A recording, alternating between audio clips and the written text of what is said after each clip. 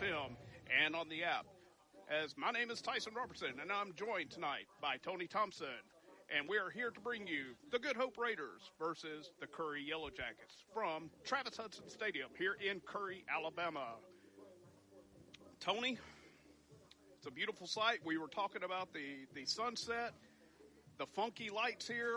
They've got those crazy LEDs like Cordova had. It's going to be a fun night for football. Oh, yeah, man, I'm super excited. I'm just blessed, to say the least, for being an alumni from Good Hope. Glad to actually see them. You know, the defense, you know, that's something I'm not used to. Growing up, I felt like we were giving up a lot of points when I was in high school. So it's fun to get them out here and see the shutouts and see the 6-point game and the 7-point game. And I'm just I'm excited for them, and I can't wait to see what we continue with. Well, Coach Alan Scott brings his Raiders in, once again, undefeated at 5-0 on the season. 3-0 in the region against a Curry Yellow Jacket team that's not only struggling this year, but for the last couple of years struggled. I believe I looked it up, and I think they only have 3 wins in the last 5 years. And once again, 0-6 this year, 0-3 in the region. So talking to Coach Scott earlier, we feel that with a win tonight, we pretty much wrap up a playoff spot. Yeah, we did talk to him, and he brought that up, but it's not guaranteed. You know, the season's far from over. You know, we still got 4 region games left. Yeah, the Road Warriors, which have been the Raiders this year with, 4 of the first 6 on the road. But that turns around at the end of the year when we have 3 of 4 at home to finish the year. So that's really going to be in our favor. So, Tony, you mentioned it earlier. Now that I look across the way, we're actually in the home side press box tonight. We thought we might have a little bit of a chance of shower, so we actually went in the press box. But looking at the crowd, you cannot say enough about how well the Good Hope fans travel. Yeah, that's one thing. You can always tell when Good Hope's winning games because you can look across right here, and, man, we have more fans here than Curry does. Yeah, and a caveat to that tonight is, guess what tonight is for Curry? It's homecoming. It's homecoming for Curry tonight, and to see across the way and see basically all of the visitor stands full, and then I look down below us and it's a little sparse. Well, that happens when you're 0-5. You know, your fans start disputing out. Well, I'll tell you what, once again, we're blessed to bring tonight's game on the Good Hope Raiders Sports Network, brought to you by Cleaning and More of Coleman.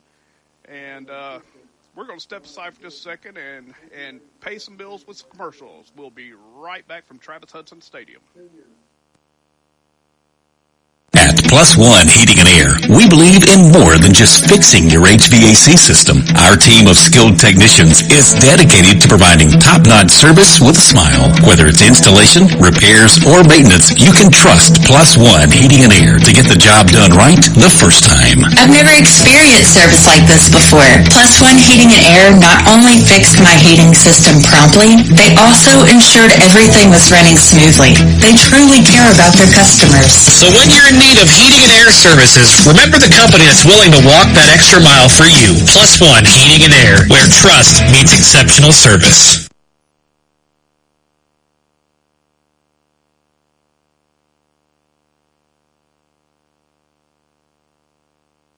You know, we have one of the coolest places right here in Coleman. It's Cleaning and More Coleman on County Road 437. Cleaning and More Coleman has reliable and professional residential and commercial cleaning services tailored to your needs. And I know because we use Cleaning and More Coleman at the Warhurst Team Realtors for our buyers and sellers. Cleaning and More Coleman is more than just cleaning supplies. They have janitorial supplies like trash can liners of all sizes, cleaning supplies, mops, brooms, paper towels, they have it all. Plus concession stand and restaurant supplies like cups, cutleries, plates, to-go containers, bags, straws, nacho trays, even popcorn bags. Cleaning and More Coleman has it all.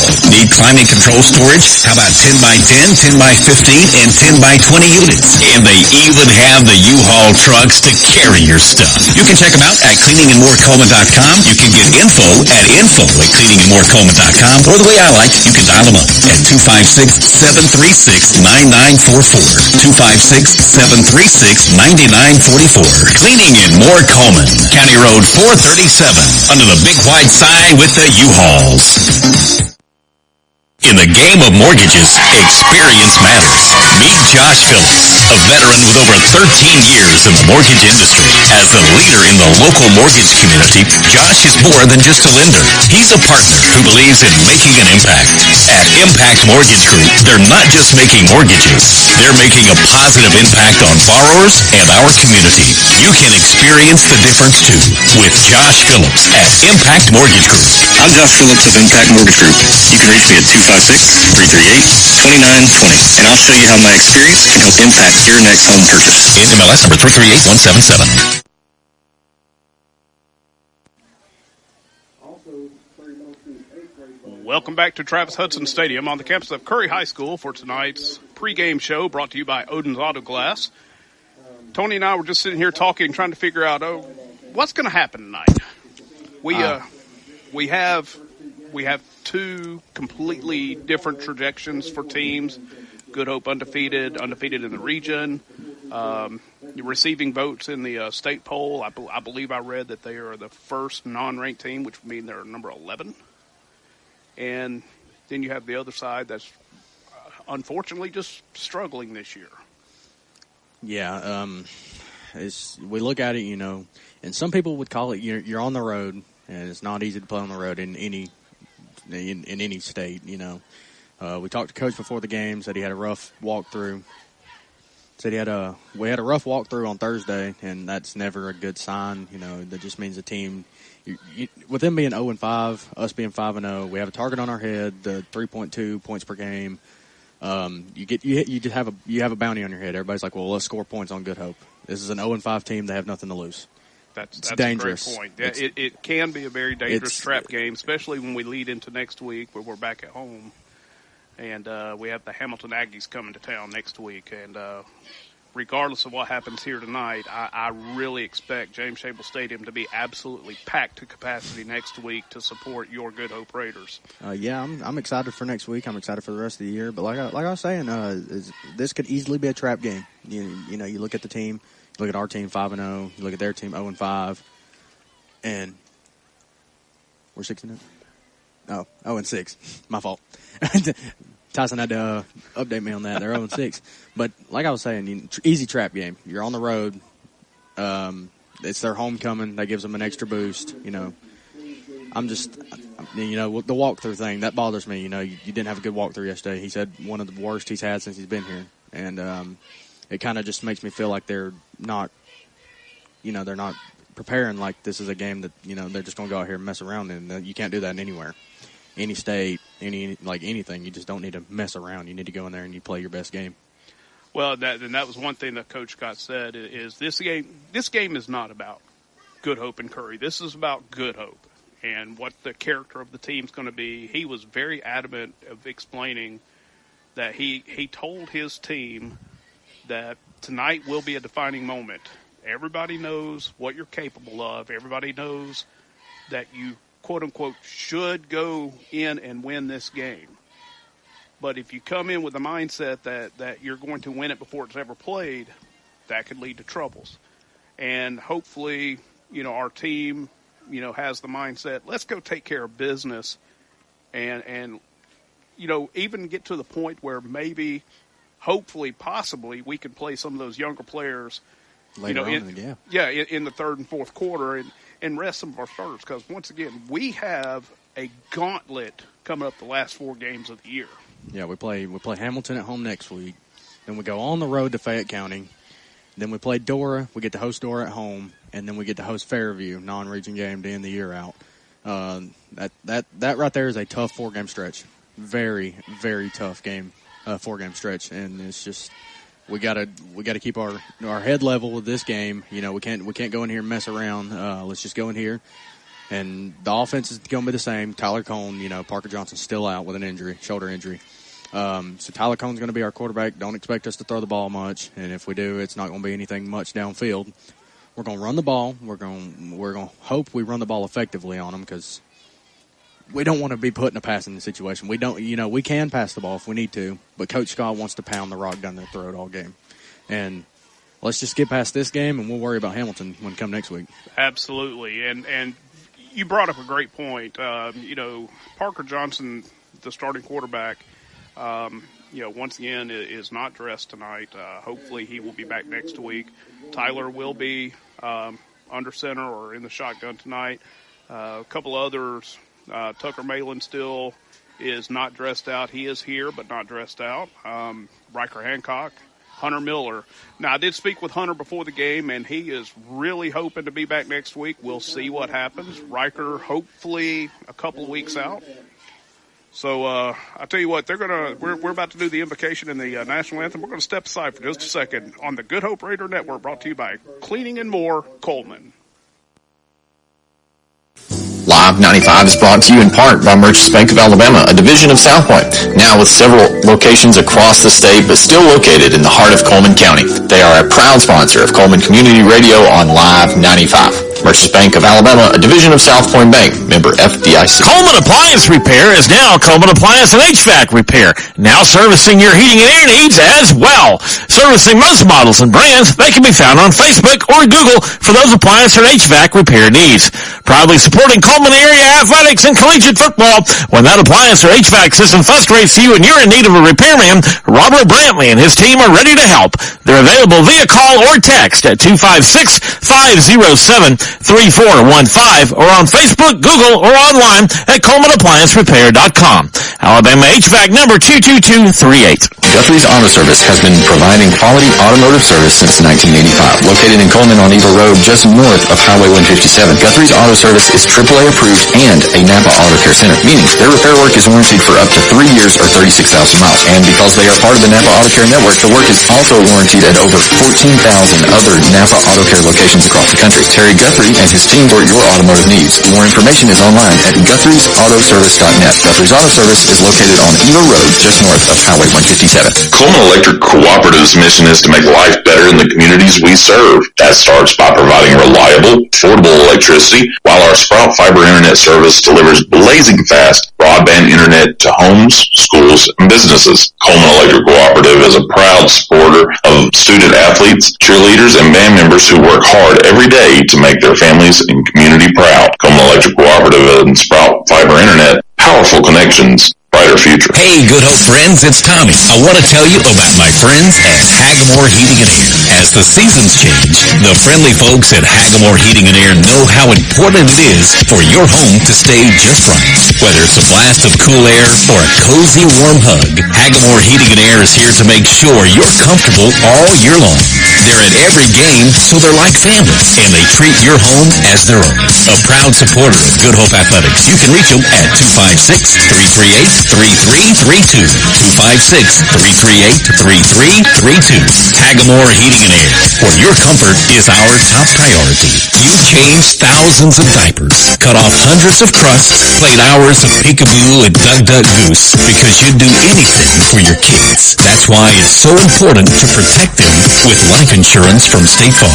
State Farm agent Tisha Brewer will make it easy and affordable to help protect your family, no matter what the future holds. Because for the people you'd do anything for, life insurance could mean everything. I'm Tisha at Tisha Brewer State Farm. We're located behind Cook's Pest Control at 909 Fisher Street. You can reach us at 256-734-4645. When you want the real deal, like a good neighbor, State Farm is there. Do you or a loved one suffer from treatment-resistant depression? Depression can be bad. Start living your full life. If you suffer from depression and don't know where to turn, you can think TMS therapy. TMS is a non-invasive way to treat multiple mental health disorders. Sound Mind TMS in Coleman can help. For more information, you can call Sound Mind TMS at 256-735-9475 or visit their website at soundmindtms.com. Dr. Robert Smith and his staff can help, so stop suffering. Think Sound Mind TMS.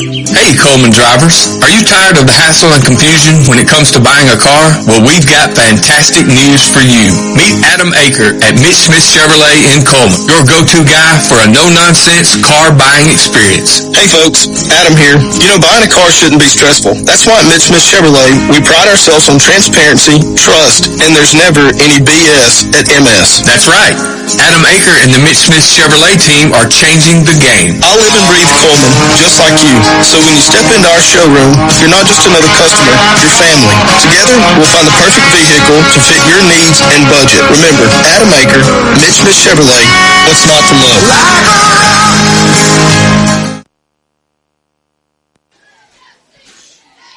Welcome back to the Good Hope Raiders Sports Network, brought to you by Cleaning and More Coleman. We are at Travis Hudson Stadium on the campus of Curry High School, and the captains are meeting in the middle of the field. For your Raiders, it's number 50, Callahan Lindsay, number 18, Hank Hudson, number 5, Tyler Cone, and number 10, Landon Bagwell.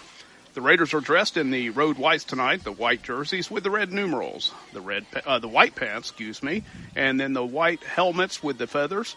Curry dressed in their home uniforms like a deep, dark blue with the yellow helmets and the yellow pants. Curry has won the toss and elected to defer to the second half. Good Hope will be getting the ball first. Good Hope will defend the south goal and will be traveling left to right on the radio dial. Let's step aside for 1 second as we take 10 seconds for Station ID on the Good Hope Raiders Sports Network, brought to you by Coleman and More, Cleaning and More, Coleman. Coleman's Live 95, WRJM-LP, Coleman.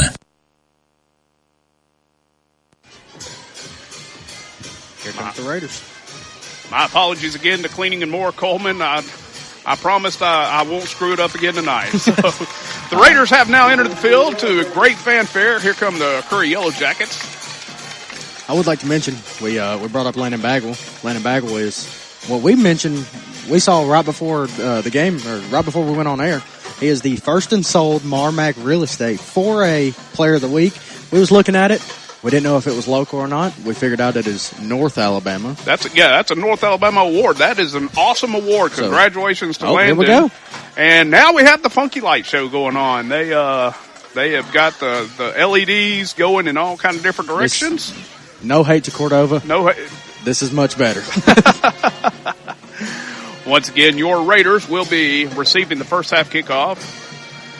And it looks like we're about ready to get everybody lined up. Once again, the Curry Yellow Jackets come into tonight's game 0-6, 0-3 in the region. Desperate for a win, not going to lie. They are desperate for a win. Your Raiders come in 5-0 and looking to keep the streak alive. You notice all the pink tape on Breast Cancer Awareness Month. It is Breast Cancer Awareness Month. I noticed the referee with his pink, he has a bunch of pink tape on, a pink whistle. Yep, that's true. See Tyler Bird with a pink mouthpiece. So it looks like Curry will be kicking off from the 40. They will go to the right hash, deep for the Raiders. Number 0, Carter Rutherford, and number 1, Mason Drake. They stand around their own 20 to 22-yard line. I think we need to back up a few of them. I don't think this kick might not go too far. I got to watch a little bit of the film. I don't know. We need to watch out for this guy over here. Ready for play. The game clock, or the play clock is running down to 15 seconds, and Curry is yet to break the huddle. There they go. They attempt an onside kick. And they got it. It was fumbled off the up man for the Raiders, and looks like it was recovered by the Curry Yellow Jackets. So it will be Curry 1st and 10 from their own 49 to start the game. A little trickeration, and once again, when you're 0-6 facing an undefeated team, you go deep into the bag of tricks, and right there to start the game they did, and it was successful for them. The Raiders looked like they were actually ready for it, just took an unfortunate bounce. I'm not sure who it bounced off of. It was just an unfortunate bounce, and it went right into the Curry Yellow Jackets' hand, and they will be starting 1st and 10 from their own 49. I want to say it was Jathan Smith that tried to catch the ball right there, and it bounced right off the kneecap, and I'm not it just sure. Took a bad bounce. Exactly. And we got a referee down. Yeah, the referee tripped going back to his position. And they're gonna give him some time because he hit the ground pretty hard. All right, looks like he's okay. So, all right, here we go. Looks like we have a snap to number 23, the handoff to 23, and the Raiders are just all over that play. He goes around right end, and there were 5 Raiders waiting on him, including Hank Hudson and number 71, Jathan Smith. The play is going to be good for about 3, so to bring up 2nd down and 7 from the Raiders' 48-yard line.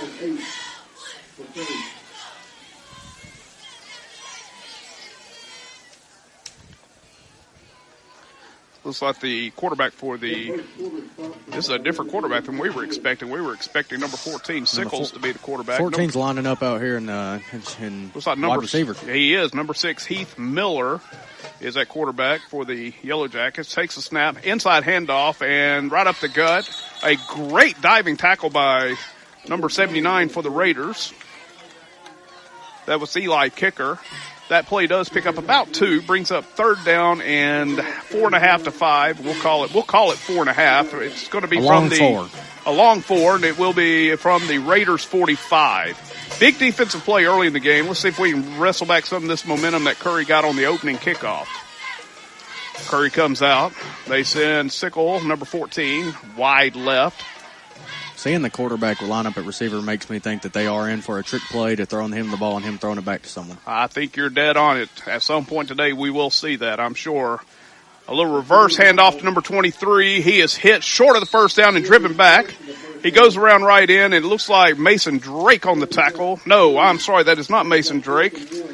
That was Braden Cooper. So number 7, Cooper on the tackle. The play did pick up about 4. It's going to bring up 4th and 1. From the Raiders 42. Of course, Curry will go for it. Yeah, their offensive line saying, come on, let's go for it. There's no point in punting at this range. So 2 out of the 3 plays they've run have been absolute misdirection veer plays. Yeah. Kind of the old school veer offense, even though they're running it out of the pistol formation. Once again, in the pistol is Harris. Hands it up the middle, and he is going to be stopped short. The Raiders have stopped him short of the line to gain. Yep. He was given a favorable spot, but I still think it's short. Yeah. And, I think Curry's even conceded it. So, great defensive stand by the Raiders after the onside kick. Tyler Cone and the rest of the Raiders offense will come out. It will be 1st down, 10 yards to go from the Raiders from their own 41-yard line. Raiders moving left to right on the radio dial. Cone in the backfield, and there is a penalty marker, and somebody's mad. I see one of the coaches mad. Well, we have an illegal substitution against the Raiders. Looks like we had too many people come on the field at once there, and once again, we have 12 people out there. You can't break the huddle with 12 players. That's a 5-yard penalty. Well, yeah, 5-yard penalty. So it's going to be 1st and 15 for Cone in the offense. Mason Drake in the backfield with Cone. The snap. The hand to Drake. He's around right in, and he's got open space. He is all the way down to 40, stiff arm down to all the way, knocked out of bounds at the Curry 31-yard line. What a huge play.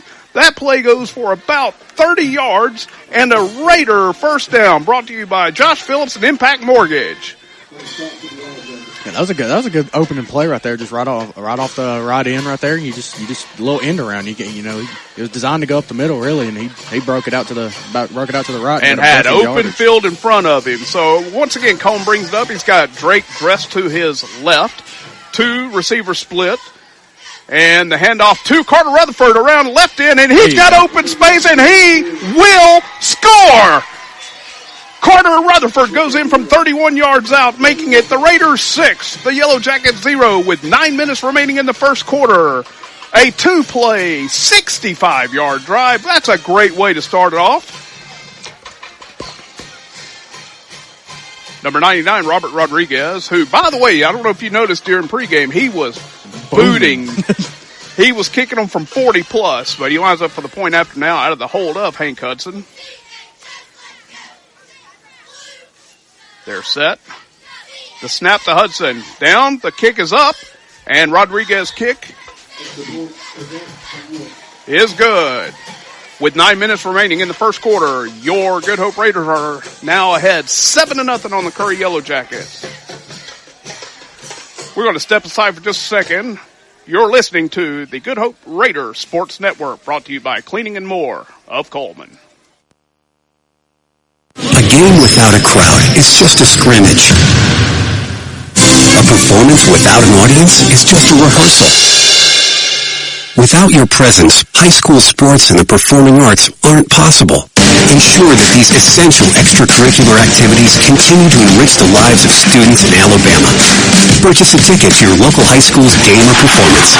This message presented by the AHSAA and the Alabama High School Athletic Directors and Coaches Association.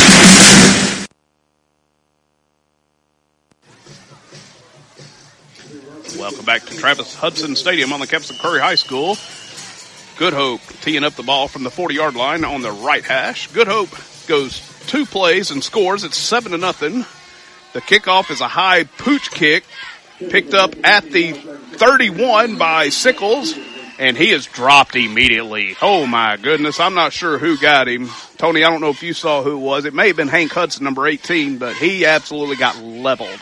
So it will be Curry, first down, 10 yards to go from their own 29-yard line. Yeah, he didn't have much space from when he caught the ball to when he got hit. He was backing up, and he caught it over his head, and as soon as he got his head down, he was getting popped. Well, credit number 99, Robert Rodriguez, for that kickoff, because it was a high kick and gave our defense time to get down. All right, once again, Curry, Harris in the shotgun, hands to number 23 over the right side, and he's just got nowhere to go. Goodness. Got some dirty laundry on the field. Yep. We'll see what the flag's about. I think it might be holding coming off the right end. Well, if they held, they didn't do a good job because there were 5 Raiders waiting on that play. That was number 23 on the carry for the Yellow Jackets. That's Miles, Cameron Miles. The penalties against Good Hope. Face mask. It was a 5-yard face mask call against Good Hope. I've never heard of a 5-yard face mask. Apparently we just grazed it. It wasn't flagrant, which would have been a 15-yard. So after the mark-off, it's now first down and 5 yards to go for the Yellow Jackets. The ball sets on the 34-yard line on the right hash mark. Harris in the backfield with number 23, Miles. Snap. There's a fumble in play. He was trying to pull the ball from Miles and just dropped it. And Callahan Lindsay almost picked that one up. That was almost a disaster for Curry. The play does lose 4 yards. Going to bring up second down and 9. Yeah, I'm going to be honest. I don't know what the quarterback read right there. Callahan read quarterback the whole way, and he still kept it. I don't know if it was an RPO or some kind of pass. I'm telling you, Lindsay was all over that play, just like almost every play Curry's run tonight. The defense has been right there. They've had one play that went for about 5 yards and nothing else. So second down and we'll call it 8. So there's a loss of about 3 on that play. Once again, Sickles, number 14, comes out to the left, single receiver, 3 in the backfield. The snap, and it's going to be a quarterback keeper up the middle. And oh my goodness, who? Mason Drake, number 1, just absolutely filled the hole. And the quarterback had nothing going. He went up the middle. Drake was right there, filled the A-gap, and there was a collision. Give that one to Mason Drake. It's going to bring up a third down and about 7. He somehow got a yard out of that. I'm still not sure how because Drake hit him at the line, and he didn't go forward. But third down and 7 for the Yellow Jackets. Once again, still in the first quarter, 7-0 Raiders. About 7 minutes left in the first. They must have some kind of dance afterwards because all these kids are dressed up. It is homecoming. We got some fancy suits out here. They look great. I mean, the kids look great. And, okay, there's a pink flag, so I'm assuming. I didn't know you were allowed to change your flag to pink. I guess for this week or this month they are. But the call is a delay game against Curry. They couldn't get the play call in time, and the 40-second clock expired on them. So after the 5-yard mark-off, it'll now be third down and 12. I think NFL and college refs need to invest in some pink flags. We saw that one clear as day. Third and 12 for the Yellow Jackets. The snap to the quarterback. We don't even know who There's a pass out in the flat, and the man was wide open, and he missed him. Oh, my goodness. The Curry coaches have got to be upset about that one. Sickles had snuck back across the line and was out in the right flat and was wide open, and the quarterback Harris just missed him. No question, and there wasn't a Raider defender around 10 yards from him. Yeah, he played full with me. I didn't even know who had the ball. I was sitting here thinking, where's the ball? Once again, that inside veer, they ran a couple of fakes inside, and then the quarterback pulled it, and once again Sickles was wide open, and he just missed him. So 4th and 12, the punt formation. Here comes the punt from Curry, and it's a pretty good punt, good high punt. And Drake does not call for a fair catch, and he paid dearly for it. Cameron Miles, number 23 for Curry, absolutely levels him as he caught the ball. And I'm telling you, Mason Drake doesn't look great after that play. I'm looking at him. I'm looking where his hands are. I think he got hit below the belt. I hope he's okay. By the way, he is staying in the game. He's just. He might need to come out. He's walking gingerly right now. But anyway, the Raiders come up, first down and 10 yards to go from the 43. Cone in the backfield with Drake. Drake on his right. He's hurting. The snap to Cone. They do give it to Drake, and he goes right up the middle. Oh, my goodness. And he has open ground. He breaks a tackle at the 35, and he is gone. Touchdown, Raiders. I'm going to be honest. You could see the pain coming out from about the 15-yard line. You could see the pain he was in. Some unbelievable blocking up front. The big offensive line for the Raiders just opened up a gaping hole in the A-gap between the center and the left guard. Drake took the handoff, and there was nobody until he got to about the 35 of Curry, and he had to break one tackle. He did, and there was nobody else around. Touchdown, Raiders. Rodriguez in to attempt the point after out of the hold of Hudson. The place is down. The kick is up, and the kick is true. With 5:54 remaining in the first quarter, your Good Hope Raiders 14, the Curry Yellow Jackets 0. We'll be right back on the Good Hope Raiders Sports Network, brought to you by Cleaning and More, Coleman. In today's world, broadband internet is an absolute necessity. Unfortunately, the large cable and phone companies only provide broadband internet where it's profitable for them. For the rest of us, there's Cyber Broadband. Providing internet service since 2004, Cyber utilizes a small radio antenna to deliver broadband where cable and DSL don't go. You can join the 21st century today with Cyber Broadband, supporting streaming, VPN access, and everything else you've been wanting to do with that slow internet connection. It's Cyber Broadband for the win. They can be found online at cyberbroadband.net or look them up on Facebook. Welcome back to Travis Hudson Stadium. The Raiders are up 14-0 on the Curry Yellow Jackets here on Curry's homecoming. Rodriguez's kick goes out of bounds, so it will be a penalty on the Raiders. Illegal procedure. Curry will get the ball around the 35-yard line to start this possession. So if you're Curry right now, and Good Hope's literally run 3 plays on offense and it has 2 touchdowns, what kind of adjustments do you have to make, Tony? Nah, they're not doing good. I mean, we haven't even thrown the ball. 3 plays with 3 big plays. Yeah. We have 3 run plays. You just got to fill the holes better. We got to fill the gaps. Your linebackers need to step up and make a play. And, we got a quarterback change on the Curry side, though. Well, it looks like they've gone back to Sickles, number 14, back at the quarterback, and I'm not sure what happened there. He takes a snap, and there was some miscommunication in the backfield, and he ended up keeping it up the middle. He sidestepped Callahan Lindsey. Lindsey had a good shot at him and was able to slip by. The play goes right up the middle, picks up about 5, so it's going to bring up 2nd down and 5 from the Curry 40-yard line.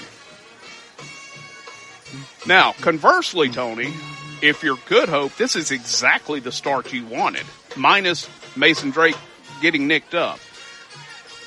Yeah, this is definitely what you wanted. You know, right before we went on air, we was talking about, man, I can't wait for a Good Hope outbreak on offense, and this could possibly be the game. Curry has it 2nd down and 5 from the 40-yard line. Sickles back at quarterback. He's got Twins back with him. Twins to the left also. Sickles again takes it, and that's just a pure quarterback run, and he's got the first down. Goes up the middle to the left side. He's all the way up to about the 48-yard line, so that will be good enough for a Josh Phillips Impact Mortgage first down for the Yellow Jackets. And their crowd does appreciate it. I think that's the first thing they've had to really cheer for tonight. So 1st and 10 for the Yellow Jackets from their own 48-yard line. Once again, the Raiders are up 14-0 on Curry. 4:35 remaining on a counting clock in the first quarter. Once again, number 14, Sickles, in the backfield, has number 13 with him. Twins left. Has an H-back, and the snap goes, fumbles, and Sickles just falls on it after about a 10-yard loss. That's another bad break for Curry. A couple of times they've shot themselves in the foot, so that play's going to lose. All right, they're going to say it loses 8 yards back to the 40-yard line. It's going to be 2nd down and 18 for the Yellow Jackets. Yeah, that's just that's something you can't afford right now with down 14 for Curry. I agree. In a game where you're trying to gain momentum, and you did on the opening kickoff, you just cannot make mistakes like unforced errors like that, and that was an unforced error. Oh yeah, absolutely. The snap was just it was a little too low. I mean, it bounced straight back. Sickles in the backfield in the shotgun. He fakes it. He is rolling. Callahan, Lindsey bearing down, and he throws a pass. Is complete to number 36 for Curry. But the Raiders were all over it. The play's not going to go for about 1 yard. Callahan, Lindsey, if he gets another step, he absolutely obliterates the quarterback. But he got away from him. Play ends up picking up 3 yards. My apologies. Brings up 3rd down and 15 for the Yellow Jackets from their own 43. He was looking for the deep pass. Carter Rutherford wasn't going to let that happen. No, absolutely not. Tyler Bird and Carter Rutherford and Hank Hudson all in the secondary, that was just not going to happen. If you remember, Carter Rutherford has one mistake this year, and that was against a trick play against Halable. That's right. Cody Stevens since then. Yeah, Cody Stevens was in on that play also. So, I mean, I'm telling you, the Raiders' defense is looking stout. Curry looks a little confused right now, and they're going to have to call timeout. It's 3rd and 15. There was almost time was almost out on the play clock, and they hadn't even been set yet. So they're going to have to take their first timeout of the half. Why don't we step aside and let Tony Thompson tell you about the Odin's Auto Glass scoreboard. Big glass scoreboard. I got to get to it again. Give me just a second. My bad, Tony. I thought we were good. You're good. I didn't mean to catch you off guard. Well, we'll catch you with this game. With 2:42 left in the first quarter, Good Hope is up 14-0 on the Curry Yellow Jackets. In the first quarter, Coleman and Hartsville are knotted at 0. West Point and Priceville are also knotted at 0 in the first quarter. We have a 7-7 tie between Russellville and Fairview. Shout out to our guy Chris on the Live 95.5 crew. He's calling that game. Of course, the 14-0 here. Hansville's up 3-0 on Viamont. I know Hansville's got a good kicker. I know the kid personally. He's a good guy, very good kicker. Holly Pond and Whitesburg Christian is tied 0-0. Cold Springs and West End are also tied at 0-0 in the first quarter. Well, we talked about that Vinemont Hansville game driving over here today, and I think that's going to be a well of a ball game, and Hansville gets the early lead. All right, back to Curry here. It's 3rd down and 15. They snap it in the shotgun.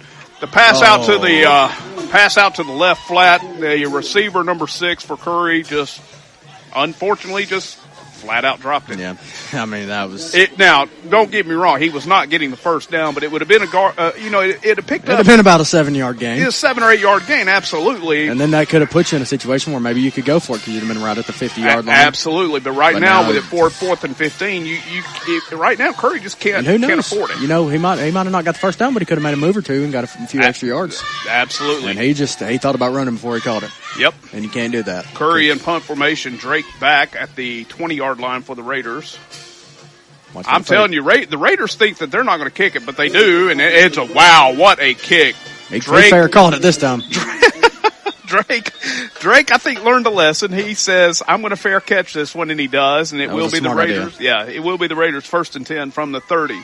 There is 2:26 remaining in the first quarter. Once again, your undefeated Raiders are up 14-0 on the Curry Yellow Jackets.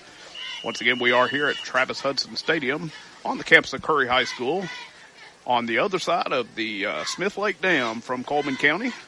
in the heart of Walker County and the heart of Drummond Coal Company country. Cone brings the Raiders up. He's got 5 wides, and he's going to throw. He throws a screen pass to Carter Rutherford, number 0. And he's got a lot of blockers. He just broke a tackle at the 45, and he goes all the way to the Curry 47-yard line. They'll call it the 48. Another big gainer for the Raiders. That one picks up 22 yards. And a Josh Phillips Impact Mortgage first down. Guys, I just want you to know, we have 4 plays for well over 100 yards. Oh, absolutely. Yeah, we are, smash mouth. That was our first throw of the game, and he had blockers for days. Even when he got spun around, he had blockers.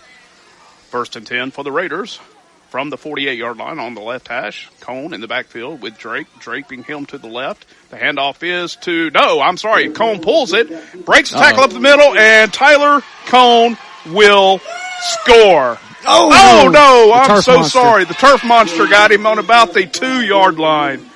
Well, to be fair to Tyler, he was tripped up from behind. The kid somehow for Curry got his hand on his back foot and did trip him up. My apologies to Tyler and his family. I really thought he was going to score there. But it will be another Josh Phillips Impact Mortgage first down. It will be Good Hope first down goal to go from the 2. 5 plays, about 165 yards now. Yeah, and once again, Tony, that play was just wide open up the middle. Good Hope, he brought Drake across and ran the read option, and he pulled it, and there was nobody in front of him. Yeah, Cone takes a snap. He's inside, and he is in for the touchdown. That is a Raiders touchdown with 1:03 remaining in the first quarter. We scored a touchdown on our shortest play. That's pretty incredible. That's our 2-yard gain. That's a 2-yard gain in the shortest of the night, and it scores a touchdown. Brings the score now to your Good Hope Raiders 20, the Curry Yellow Jackets 0. Hank Hudson to hold for number 99, Robert Rodriguez. Robbie's been perfect tonight so far. The only mistake he's made was kicked a kickoff out of bounds. The snap is good. The place is down, and the kick is good. With exactly 1 minute remaining in the first quarter, your Good Hope Raiders 21, the Curry Yellow Jackets 0. Well, Tony, like we said, we couldn't have asked for a better start. No, you definitely can't. 21-0. There's still a minute left in the first quarter. Talked to Coach before the game. It's a slow start, and you said that the slow Thursday the walkthrough. There we go. I couldn't get the word out. The walkthrough. I said that's a little concerning. You said that could be a good thing, and it seems like your words were right on that. I've seen it both ways. I just with this group, there is no quote unquote true superstar on this team. This is a team, a cohesive team that just plays very well together. They love each other. They play for each other. Robbie Rodriguez kick is another pooch kick. This is going to be returned by Curry, and it's a good return, and he's all the way up to the 40-yard line. That was a really good return by number 9 for Curry.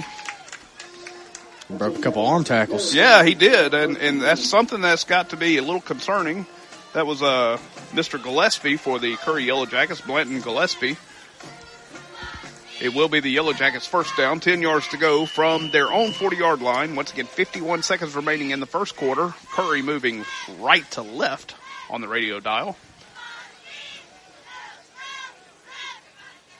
They come back out with Sickles back at quarterback, his second series at quarterback now. The previous quarterback, Harris, has split out to the left. The handoff to number 23, Miles, up over right tackle, and the defense is just stout right now. That number 7, Braden Cooper, I'm not sure who else was in there. Was that Collins, number 22? So we're already starting to get some younger guys in there. I know. I think he actually has moved up to starting linebacker. Oh, did he? Okay, my apologies to Mr. Collins. He had the big breakout game against Haleyville. He did. That was a great guy. I had a chance to talk to his father after that game, and I said, your son was like a missile that night. And he said, yeah, we're pretty proud of him. So, Jason Collins, be proud of this one. So Collins in on that tackle with Braden Cooper. The snapped. And he's looking to throw. He's going deep, and he's got a receiver, and it was a great catch. Number 6, that is Miller, the starting quarterback. and he floated it right over Carter Rutherford. Rutherford did make the tackle, but it was a beautiful throw and catch for the Yellow Jackets all the way down to the Raider 32-yard line, where it will be a Josh Phillips Impact Mortgage first down. 1st and 10 for the Yellow Jackets from the 32, and that will end the first quarter of play.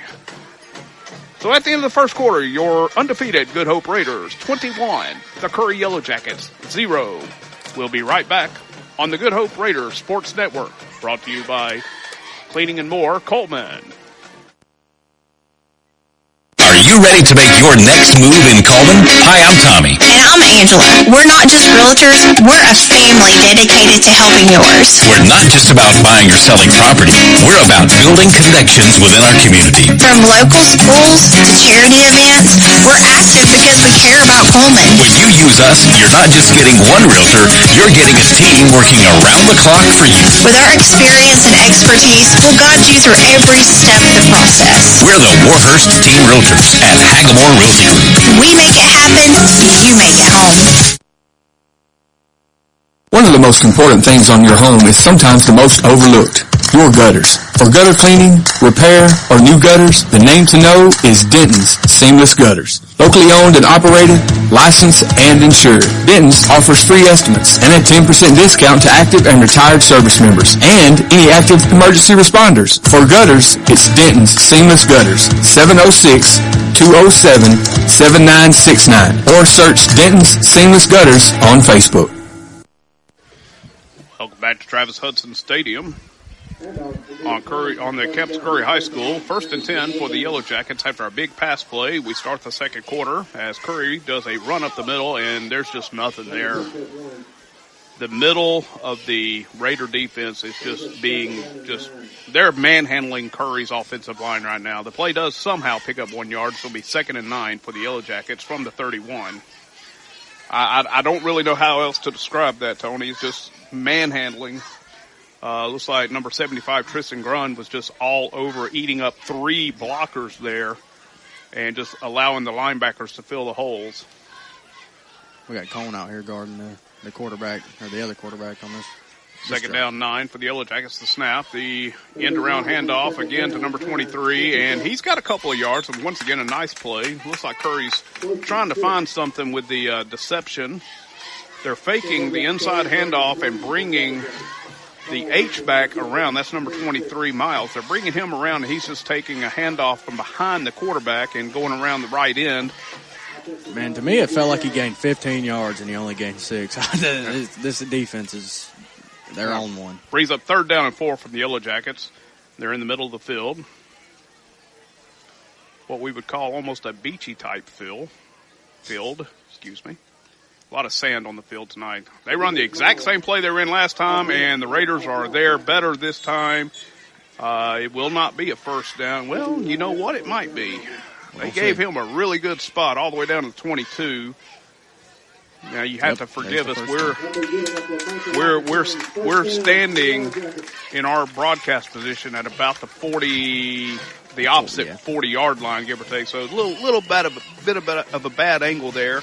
The play is good for Josh Phillips, Impact Mortgage first down for the Yellow Jackets. So they gave him a pretty good spot on that one. I agree with you. I didn't think he made it to the 22, but we're not down there. Like I said, we've got a really questionable angle at things. So here come the Yellow Jackets, 1st and 10. Sickles brings them back up. The diamond formation that the Raiders used to run for years. Again, the handoff to number 13 around, and that's just not going anywhere. Callahan Lindsay off the right edge just absolutely blew that play up. That play is going to lose about 6 yards back to the 28. Callahan Lindsay played linebacker his whole career. This year he moved to almost like an edge rusher position or a jack position. That way he can not only use his physical dominance but also his speed. And that play, he absolutely just wrecked the Curry Yellow Jackets. So the play loses 6 yards back to the 28. 2nd down and 16. The Yellow Jackets come up. They have 2 in the backfield with Sickles. It's the same formation. You'll probably see it all night. It's just the same formation. It is. It's a modified diamond formation. The handoff, and he fakes. He pulls it. He's going to throw. Good catch. And it's a nice catch by number 36. He breaks the tackle, and he gets knocked out of bounds. We'll have to see where they give him. Eli Drake on tackle knocks him out of bounds. I'm telling you, these misdirections and these fake handoffs, man, they got us confused. Yeah, that was actually a really nice play by their quarterback. The play ends up only picking up about 2 yards, brings up 3rd and 14 from the 26. It looked, like you said earlier, Tony, it looked like that play went for about 10 or 15 yards and it gained 2. The problem with that was that the pass was actually on the money. The receiver just bobbled it and could never get turned upfield. Twin receivers to the left. Oh, we got a little different formation this time. Only 1 in the backfield with Sickles this time, and they jumped early. The tight end lined up on the right, number 7 for Curry, jumped early and caused the false start. That's Schattinger for the Yellow Jackets. I'm glad you're saying the names because I would have butchered that. Well, I may have butchered it. That's just what I'm going with. So after that mark-off, it's now going to bring up 3rd and about 19 from the Raider 31-yard line. The Yellow Jackets need to make it all the way down to the Raider 12 for a first down. So they're going to go twins to the left, 2 in the backfield with Stickle. Look for a screen pass here. He drops. He's going to throw, and it's an out, and it was I'm sorry, not an out and up. It was a stick pattern by number 4. And to be honest, Sickles just missed him. I'm just noticing the guy that made the pop on Mason Drake earlier, and he's got some good rushing yards, 23. He looks like he may have a broken hand. He has got a cast that goes all the way up to about his elbow.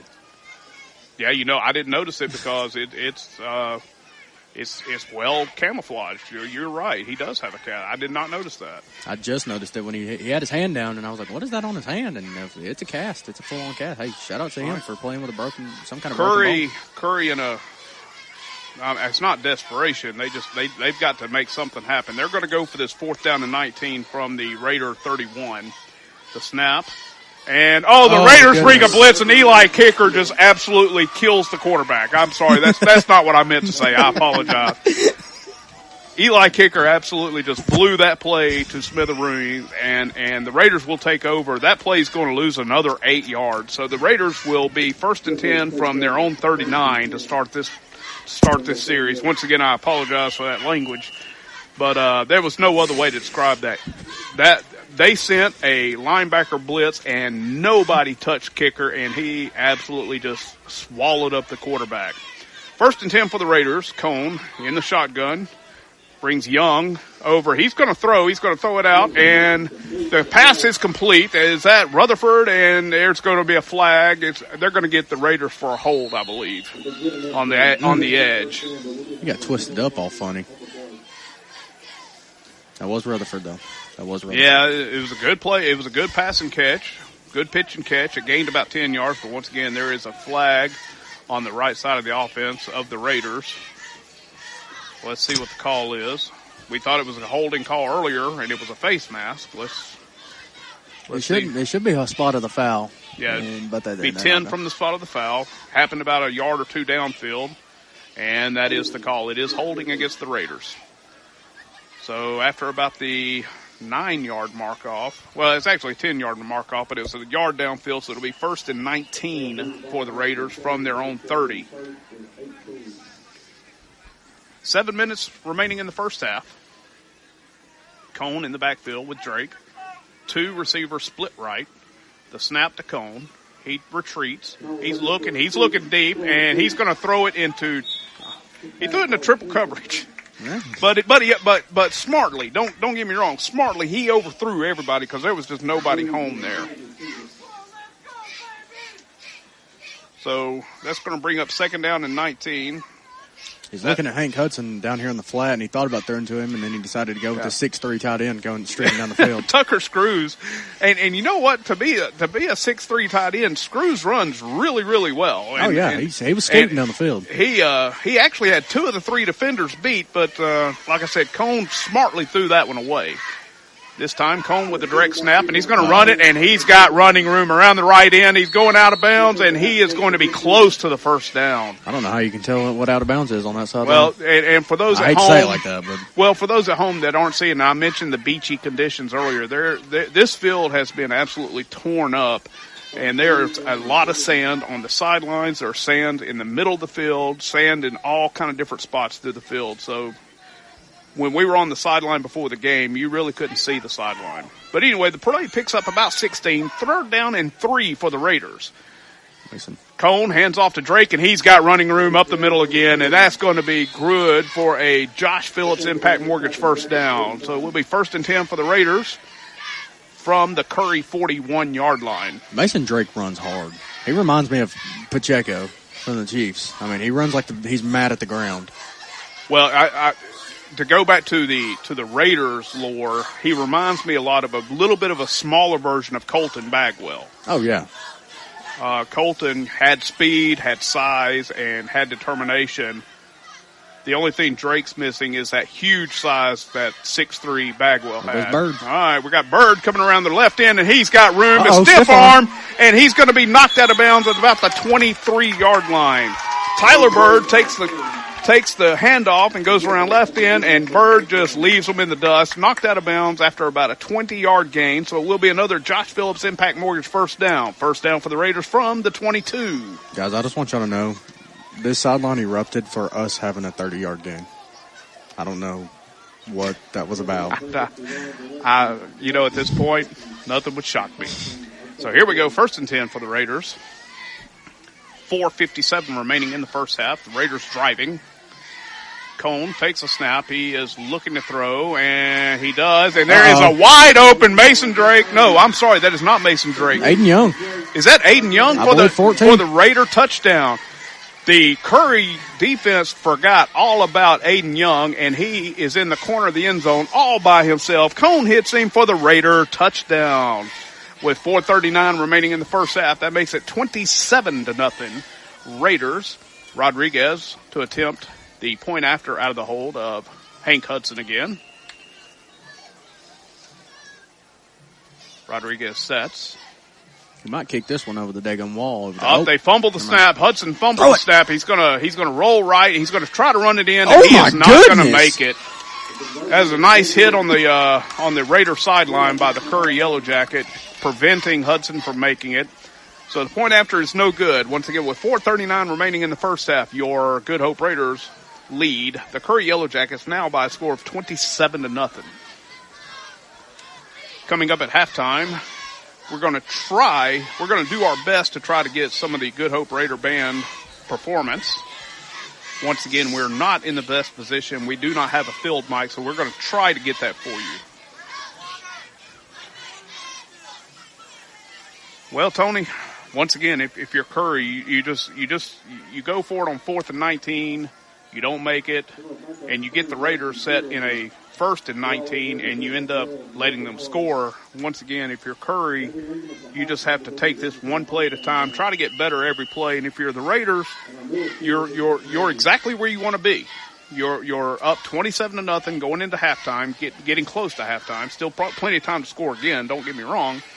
I think they're going to let Robbie boot this one. He's taking a deep step. Robbie is. He's taking about 12-yard approach. The ball is lined up at the 40 on the right hash. Rodriguez approaches, and you're right. He's going to boot it, and it is a beauty. It is all the way back to the 5-yard line. Number 9 for the Yellow Jackets takes it there, and he breaks the tackle, and then he is going to be stopped at the 20. So an excellent kickoff by Rodriguez, and he is pumped, guys. He is absolutely fired up. That ball went all the way to about the 4-yard line, about a 16-yard return for the Yellow Jackets. So it will be 1st and 10 for Curry from the 20-yard line. Once again, if you're the Raider defense here, you just don't want a big play. It's okay to let them have a little 3, 4, 5-yard play. They've already used one timeout. They only have 2 left. So they got 80 yards to go. So if you're the Raider defense, just don't let anybody behind you. No, yeah, definitely not. All right, the diamond formation. Number 6 is back at quarterback. That's Miller back at quarterback. And, oh, my goodness, who was that, Tony? Sorry, guys. Number 7.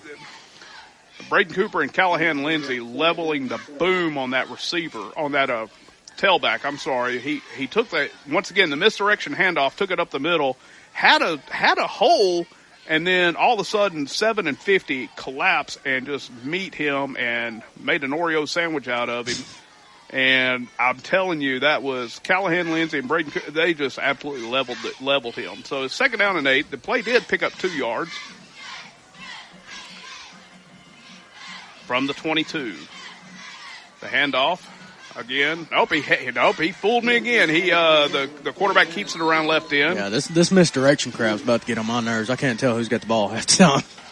And once again, give them credit when it's due, and that was a really nice play by their quarterback. He had everybody fooled. But once again, to the Raiders' credit, the play only got 3 yards. Brings up 3rd down and 5 from the 25. I say that about the misdirection getting on my nerves. I can just about imagine the 11 defensive players getting tired of not knowing who's got the ball half the time. Yeah, and once again, it goes to what we used to call eye candy. You know, you have to follow your assignment, stay in your lane. You know, don't fall for it. And that's what happened there. I fell for it, you fell for it. The defense did not, and the play literally only gained 3 yards. All right, Curry. And we got a false start. I believe. Or they called they called timeout. Curry's going to take a timeout. So with 2 minutes and 46 seconds remaining in the first half, with your Good Hope Raiders leading 27-0, you're listening to the Good Hope Raiders Sports Network, brought to you by Leaning and More, Coleman. In 1952, 7 men at an aluminum plant banded together and started Lister Hill Credit Union with only $5 each. Today, more than 92,000 have joined us, continuing the legacy of supporting themselves and the community through Lister Hill. It's all about we and what we can do together.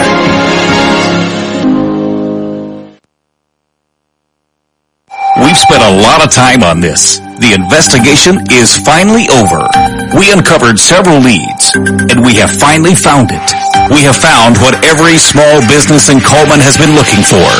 Fiber optic quality internet is here. Utilizing cutting-edge radio technology, Cyber Broadband is now able to offer fiber optic quality internet in the immediate downtown Coleman area and most Coleman industrial parks. More information is available by calling Cyber Broadband, 256-734-1077, 256-734-1077, or on the web at cyberbroadband.net. Welcome back to Curry High School. Your Raiders, 27-0 over Curry right now, late in the first half. Curry has the ball 3rd and 5. The drop back on the pass, throw over the middle, and it's incomplete. Brings up 4th down. Curry will go to punt formation deep for the Raiders. Is that Drake again, or is that Carter Rutherford this time? That's Carter Rutherford. That is Carter Rutherford back. He's standing at his own 41. Here it comes. The punt, high snap. Goodness. He does a great job of getting it off. Watch out, move. And he ends up kicking it off the side of his foot and got a great roll. Oh, my goodness. And Rutherford picks it up, and he breaks the tackles, and he is past the 45, down to the 40, all the way to 35, to 30, 20, 15, 10, 5. Touchdown, Raiders. That was incredible. I mean, that was an insane play. You know, coming on top of his play last week where he made that long touchdown pass and broke tackles, the punt went off the side of the foot of the Curry. Well, let's start back. The snap was terrible. The snap was terrible. And he had to jump 6 feet in the air to catch it. Hank Hudson was running straight at him, and I'm going to be honest, if Hank Hudson was running straight at me, I'd wilter, yeah. Yes, it would not be good. And he got off the best punt he could. It come off the side of his foot, and he got a great roll. And Rutherford just saw the opportunity to pick it up, and he did. And he broke about 6 tackles. He broke about 6 tackles, and had nothing but green grass in front of him. Probably missed that one. So the point after was no good. No good. Robbie missed it a little to the left. Yeah, he looked like he pulled it a little bit. So with 2:04 remaining in the first half, it is now the Good Hope Raiders 33, the Curry Yellow Jackets 0. Now, we talked to Coach Scott before the game, and once again, we were not looking past this game. Do not misunderstand. But we kind of asked him, hey, Coach, if you do get that unbelievable start and everything is going your way, what do you expect in the second half? And his answer was completely blunt and honest. He says, I really hope that we get a chance to play a lot of the younger players. I think with a 33-0 lead, possibly more going to halftime, you might see that tonight. Rodriguez tees the ball up at the 40-yard line on the right hash mark. Goes back about his normal 12, 13-yard approach. Yeah, they're going to let him boom this one again. And he boomed the last one all the way to the 4-yard line. Let's see if that kick can do it again. He's going to boom this one. It's another high, long driver. It's brought in for the Curry Yellow Jackets at the 8-yard line. He's got a seam up the middle of the field, and he's breaking a few tackles, and he is all the way to the Curry 47-yard line. A very good return. That's going to be about a 40-yard return for the Yellow Jackets. Coach Scott cannot be happy with that. Usually he's raising, with 33-0 lead. Don't stress yourself out. There ain't no reason to get your blood pressure up now. It's getting late. We got stuff to do tomorrow. We can't get our blood pressure up 33-0. It will be the Yellow Jackets 1st and 10 from their own 47-yard line. I do want to say a shout-out to Robbie Rodriguez right there. He was the one that tripped him up a little bit and got him stumbling. I'm telling you, Rodriguez is a missile. When he gets a chance, he is going to knock somebody out one day because he loves to play football. A fumbled snap given off to Miles around that same familiar play Curry's been running over and over again. This play is pretty successful. It's going to pick up about 5 yards. Going to bring up 2nd and 5 from the Raider 48-yard line. About a minute and a half remaining in the first half. Curry's in no hurry with only one timeout left. I'm not sure if I completely understand this philosophy. You're down 33-0 with the ball in great field position, and you're in no hurry. Well. Sickles, once again, 2nd and 5 from the Raider 48-yard line. Takes the snap. The handoff up the middle. He's going to gain a few. He gets a couple of yards. He's going to get it down some to generous spots here. He's going to get it down to the 45. Well, call it the 44. They gave him an extra yard. Yeah, they're giving him some generous spots. 54 seconds remaining, and the clock is running. It is 3rd down and short, 3rd and 1. Let's see if the Raider defense can stiffen up here. Once again, Curry sends one receiver to the right. A bunch set in the backfield in the pistol formation for Sickles. He's going to throw.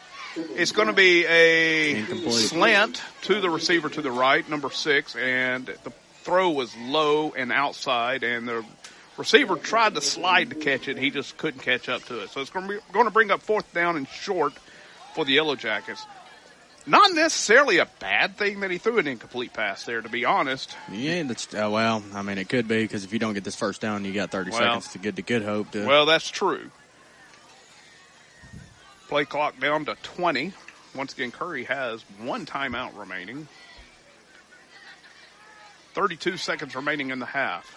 4th and short from the Raider 44. The handoff. No, I'm sorry. It's a there you go.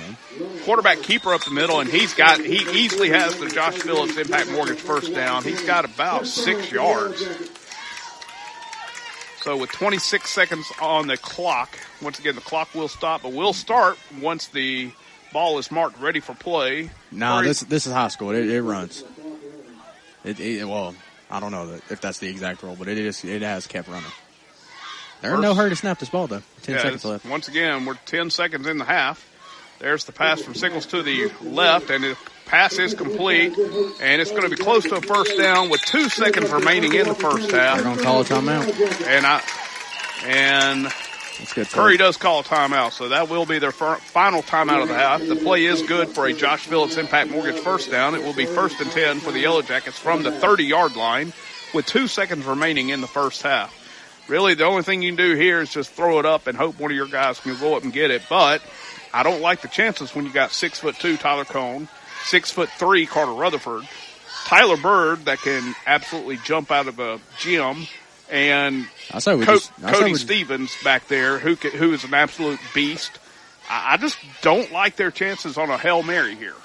Well, I think that we should just take one of these linebackers out and just start Tucker Screws standing back there. And I promise you it ain't going to get over him. You could do that, too. Absolutely. The chances of that happening is pretty low. Yeah. But it is a possibility he could go out there. Once again, basic defense here is you just don't let anybody behind you. You put 3 or 4 back there by the goal line, and you teach them to knock the ball down. Don't be a hero. Don't try to intercept. Don't try to just knock it down and get out of the half. Once again, you're up 33-0. Going into the I thought halftime. They was coming out in victory formation. I was like, "You gonna call a timeout? Just need the ball." They're going to attempt a They're going to attempt a field goal. Good. What is this? 45? This will be a 45-yard field goal attempt for the Yellow Jackets. We do have to watch for a fake. The kick is up, and it's good. It is good. Oh, my goodness. Wow. It didn't make it by much, but it made it, and that's all that counts. Thing, it wasn't even spinning the right way. It was spinning. I'm not sure how he got it there, but ladies and gentlemen, that 45-yard field goal by Curry to end the first half is good. We got people doing cartwheels out here for a 45. Hey, that's a pretty good field goal right there. Hey, once again, give the credit where it's due.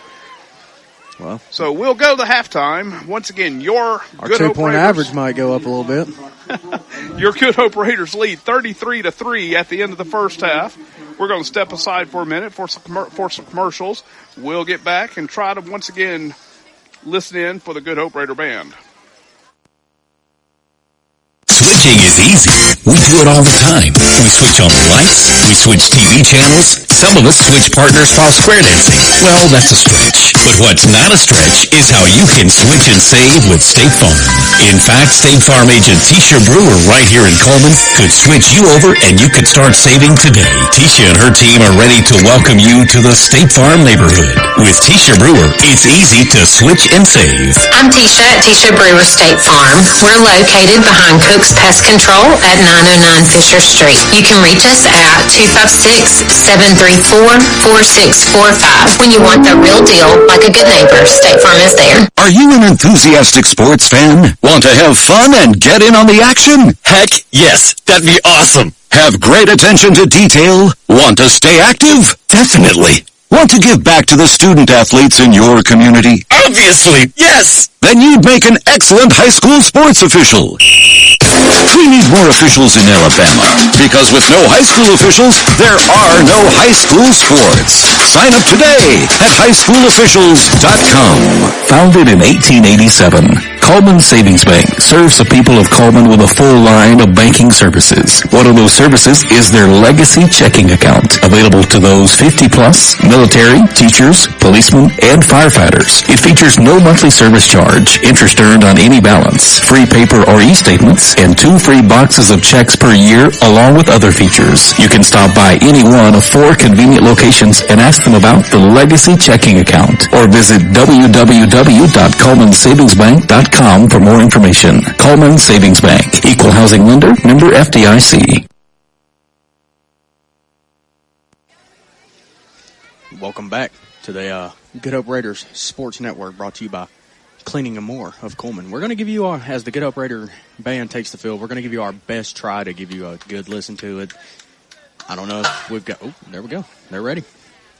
We haven't gave you a good listen this year, so we're going to try to give you our best shot for it. Sit back and enjoy the show.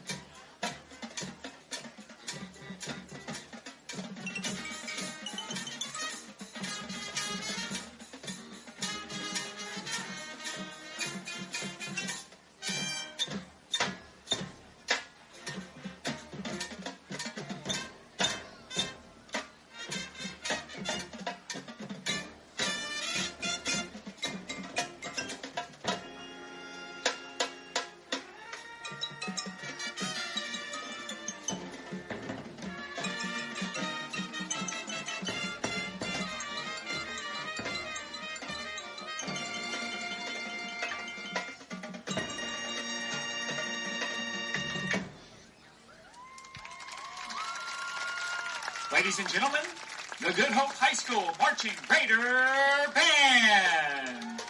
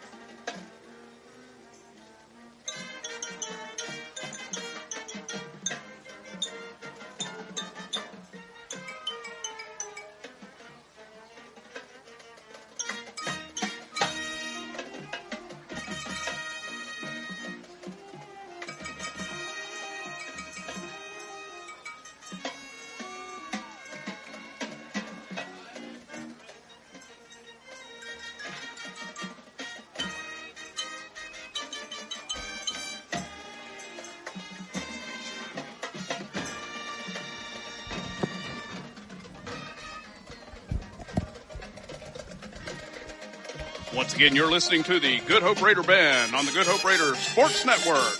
Let's step aside for a second for station ID. Coleman's Live 95, WRJM-LP, Coleman.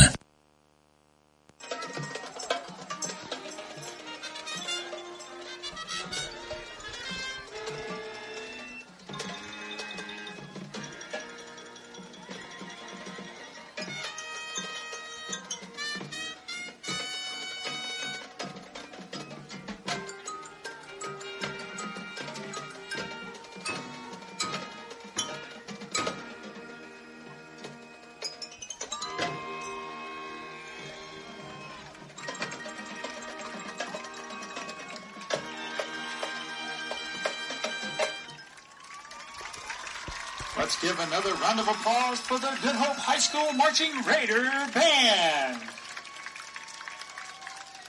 The Good Hope Raider Band, the award-winning Good Hope Raider Band, just finished up their halftime performance to the music of Queen. Your Raiders are ahead of the Curry Yellow Jackets 33-3 at the half. We're going to step aside and play a few commercials. We'll be right back on the Good Hope Raiders Sports Network, presented by Cleaning and More, Coleman. H&S Appliance Outlet is an overstocked scratch and dent dealer offering quality name brand appliances at major discounted prices, up to 75% off. H&S Appliance Outlet also offers factory authorized repair services as well as financing options. To better serve the needs of North Alabama, H&S Appliance Outlets are conveniently located in Coleman, Hartselle, and Arab. A proud veteran and family-owned business who's happy to be of service and can be reached on Facebook at H&S Appliance Repair or by phone 256-735-4184. 256-735-4184. H&S Appliance Outlet, a proud supporter of Coleman Community Radio. Hey, Sheriff Matt Gentry here. Hey, on behalf of the Coleman County Sheriff's Office, and we look forward to seeing everybody at the ball field. We pray God's blessings on each and every one of y'all. Hey, when you're coming to and from the ball field, stay safe. Don't be distracted in driving. Make sure if you go somewhere afterwards, don't drink and drive, but have a great season and take care. God bless. Guthrie's Auto Service has been providing quality automotive service since 1985. Located in Coleman on Eva Road, just north of 157, Guthrie's Auto Service is a AAA approved and Napa Auto Care Center, meaning their repair work is warranted up to 3 years or 36,000 miles, and because they're part of the Napa Auto Care Network, their work is also warranted at over 14,000 Napa Auto Care locations across the country. Terry Guthrie and his team are award-winning, collecting Napa's Auto Care Center of the Year for the Nashville Distribution Center and a People's Choice Award in 2020. More information is online at Guthrie'sAutoservice.net. At Plus One Heating and Air, we believe in more than just fixing your HVAC system. Our team of skilled technicians is dedicated to providing top-notch service with a smile. Whether it's installation, repairs, or maintenance, you can trust Plus One Heating and Air to get the job done right the first time. I've never experienced service like this before. Plus One Heating and Air not only fixed my heating system promptly, they also ensured everything was running smoothly. They truly care about their customers. So when you're in need of heating and air services, remember the company that's willing to walk that extra mile for you. Plus One Heating and Air, where trust meets exceptional service. You know, we have one of the coolest places right here in Coleman. It's Cleaning and More Coleman on County Road 437. Cleaning and More Coleman has reliable and professional residential and commercial cleaning services tailored to your needs. And I know because we use Cleaning and More Coleman at the Warhurst Team Realtors for our buyers and sellers. Cleaning and More Coleman is more than just cleaning supplies. They have janitorial supplies like trash can liners of all sizes, cleaning supplies, mops, brooms, paper towels, they have it all. Plus concession stand and restaurant supplies like cups, cutleries, plates, to-go containers, bags, straws, nacho trays, even popcorn bags. Cleaning and More Coleman has it all. Need climate control storage? How about 10 by 10, 10 by 15, and 10 by 20 units? And they even have the U-Haul trucks to carry your stuff. You can check them out at cleaningandmorecoleman.com. You can get info at info@cleaningandmorecoleman.com. Or the way I like, you can dial them up at 256-736-9944. 256-736-9944. Cleaning and More Coleman, County Road 437, under the big white sign with the U-Hauls. In the game of mortgages, experience matters. Meet Josh Phillips, a veteran with over 13 years in the mortgage industry. As a leader in the local mortgage community, Josh is more than just a lender. He's a partner who believes in making an impact. At Impact Mortgage Group, they're not just making mortgages. They're making a positive impact on borrowers and our community. You can experience the difference too with Josh Phillips at Impact Mortgage Group. I'm Josh Phillips of Impact Mortgage Group. You can reach me at 256-338-2920, and I'll show you how my experience can help impact your next home purchase. NMLS number 338177. Live 95 is brought to you in part by Merchants Bank of Alabama, a division of South Point, now with several locations across the state, but still located in the heart of Coleman County. They are a proud sponsor of Coleman Community Radio on Live 95. Merchants Bank of Alabama, a division of South Point Bank, member FDIC. Coleman Electric Cooperative's mission is to make life better in the communities we serve. That starts by providing reliable, affordable electricity, while our Sprout Fiber Internet service delivers blazing fast broadband internet to homes, schools, and businesses. Coleman Electric Cooperative is a proud supporter of student athletes, cheerleaders, and band members who work hard every day to make their families and community proud. Coleman Electric Cooperative and Sprout Fiber Internet, powerful connections, brighter future. You changed thousands of diapers, cut off hundreds of crusts, played hours of peekaboo and duck goose because you'd do anything for your kids. That's why it's so important to protect them with life insurance from State Farm. State Farm agent Tisha Brewer will make it easy and affordable to help protect your family, no matter what the future holds. Because for the people you'd do anything for, life insurance could mean everything. I'm Tisha at Tisha Brewer State Farm. We're located behind Cook's Pest Control at 909 Fisher Street. You can reach us at 256-734-4645. When you want the real deal, like a good neighbor, State Farm is there. Do you or a loved one suffer from treatment-resistant depression? Depression can be bad. Start living your full life. If you suffer from depression and don't know where to turn, you can think TMS therapy. TMS is a non-invasive way to treat multiple mental health disorders. Sound Mind TMS in Coleman can help. For more information, you can call Sound Mind TMS at 256-735-9475 or visit their website at soundmindtms.com. Dr. Robert Smith and his staff can help, so stop suffering. Think Sound Mind TMS. Hey, Coleman drivers. Are you tired of the hassle and confusion when it comes to buying a car? Well, we've got fantastic news for you. Meet Adam Aker at Mitch Smith Chevrolet in Coleman, your go-to guy for a no-nonsense car buying experience. Hey folks, Adam here. You know, buying a car shouldn't be stressful. That's why at Mitch Smith Chevrolet, we pride ourselves on transparency, trust, and there's never any BS at MS. That's right. Adam Aker and the Mitch Smith Chevrolet team are changing the game. I live and breathe Coleman, just like you. So when you step into our showroom, you're not just another customer, you're family. Together, we'll find the perfect vehicle to fit your needs and budget. Remember, Adam Aker, Mitch Smith Chevrolet, what's not to love? A game without a crowd is just a scrimmage. A performance without an audience is just a rehearsal. Without your presence, high school sports and the performing arts aren't possible. Ensure that these essential extracurricular activities continue to enrich the lives of students in Alabama. Purchase a ticket to your local high school's game or performance.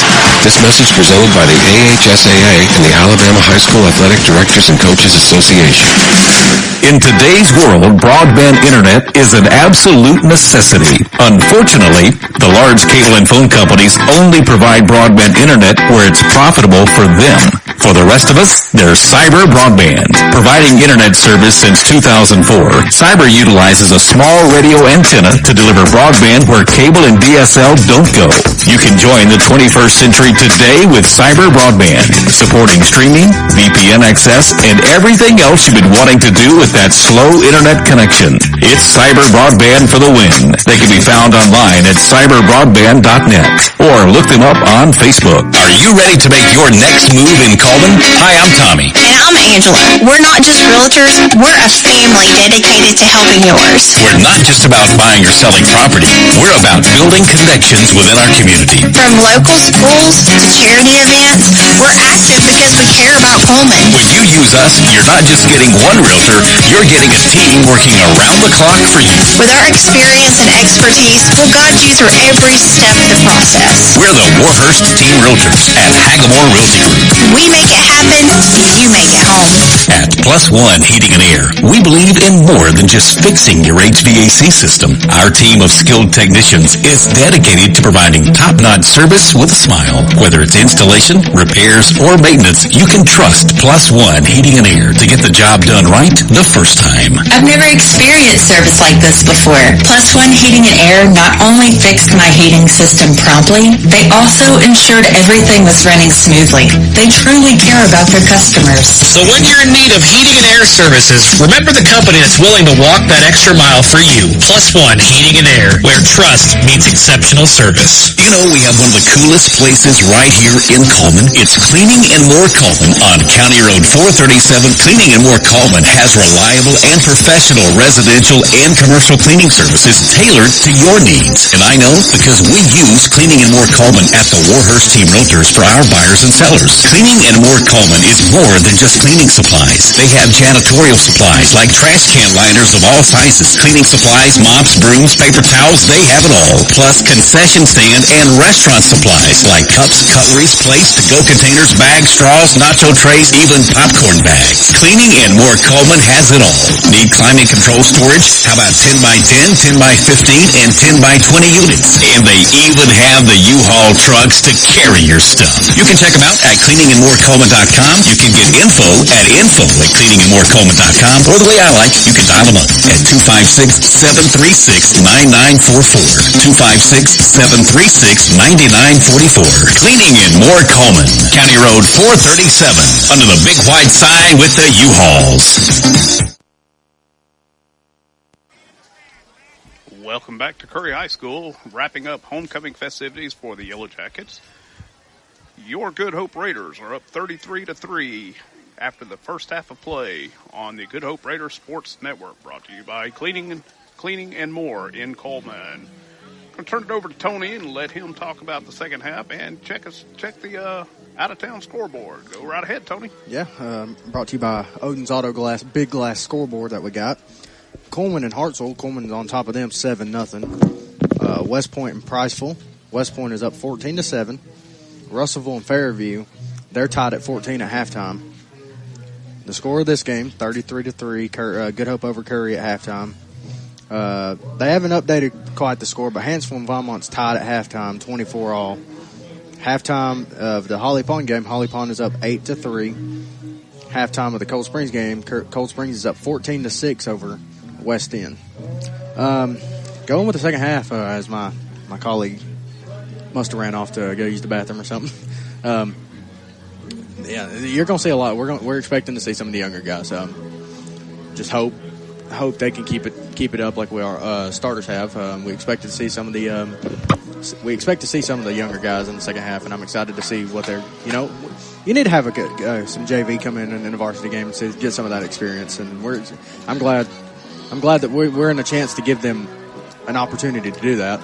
And I'm just excited for the second half. Just see the lot of the same. They're going to run that trickeration, give us all kind of looks, and here goes the lights again. And on our side, nothing's going to change. We're going to run the ball. We might hit them with a pass or two every now and then, but other than that, no really change. And the only thing I noticed coming out of halftime is Landon Bagwell is in street clothes.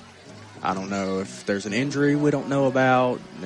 He was padded up coming out for the captains. I don't know if something happened early in the game, could knock him out. We didn't see anything. We haven't called his name, and we mentioned that just a minute ago. It's like I was on the phone with somebody, and he asked me how Landon Bagwell was doing, and it was just, we haven't called his name much. And I'm expecting that he's okay. Just we're kind of resting him up for next week, because next week we got a battle. Hamilton coming into James Shovel next week. Well, Tony, great job. We're watching this light show once again, getting ready to start the second half. The Raiders will be kicking off to the Yellow Jackets. Remember, the Yellow Jackets won the initial toss and elected to defer, kicked the onside kick, and recovered it. So they're basically getting the ball to start each half tonight.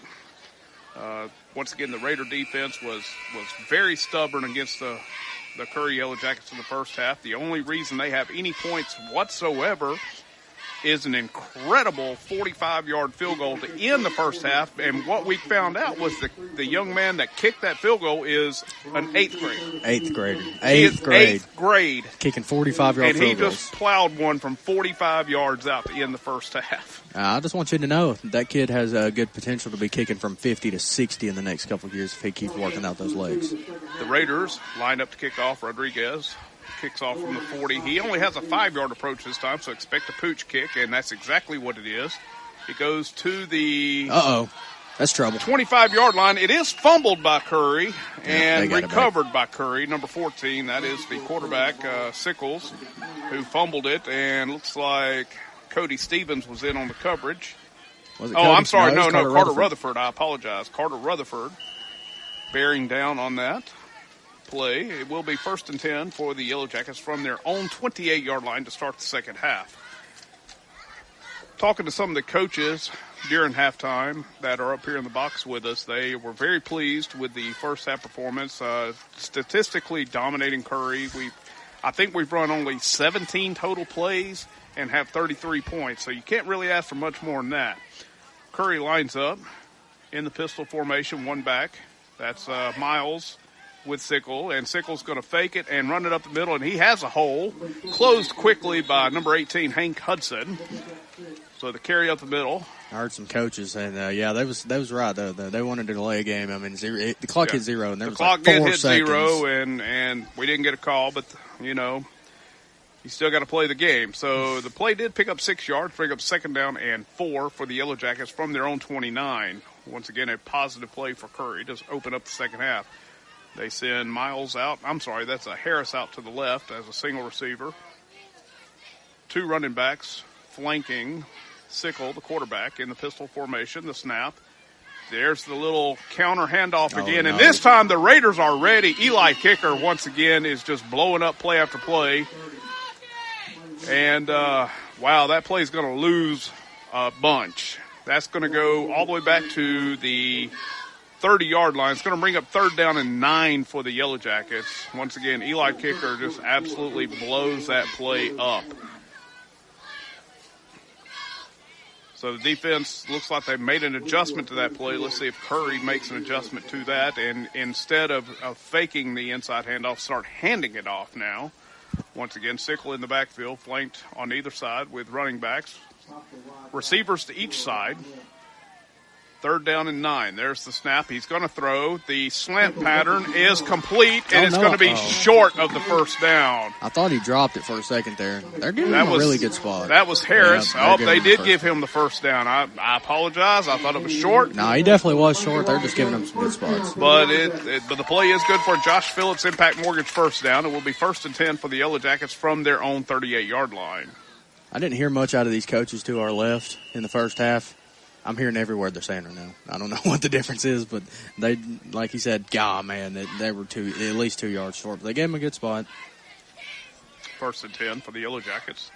Sickle in the pistol. Takes the snap. He's going to run it up the middle. And, Eli Kicker. Who needs Landon Backwell when you got Eli Kicker? Once again, as we were talking after the half, I hope everything is okay with Landon. Now, I was surprised to see him in street clothes. Is that Eli Kicker? 65.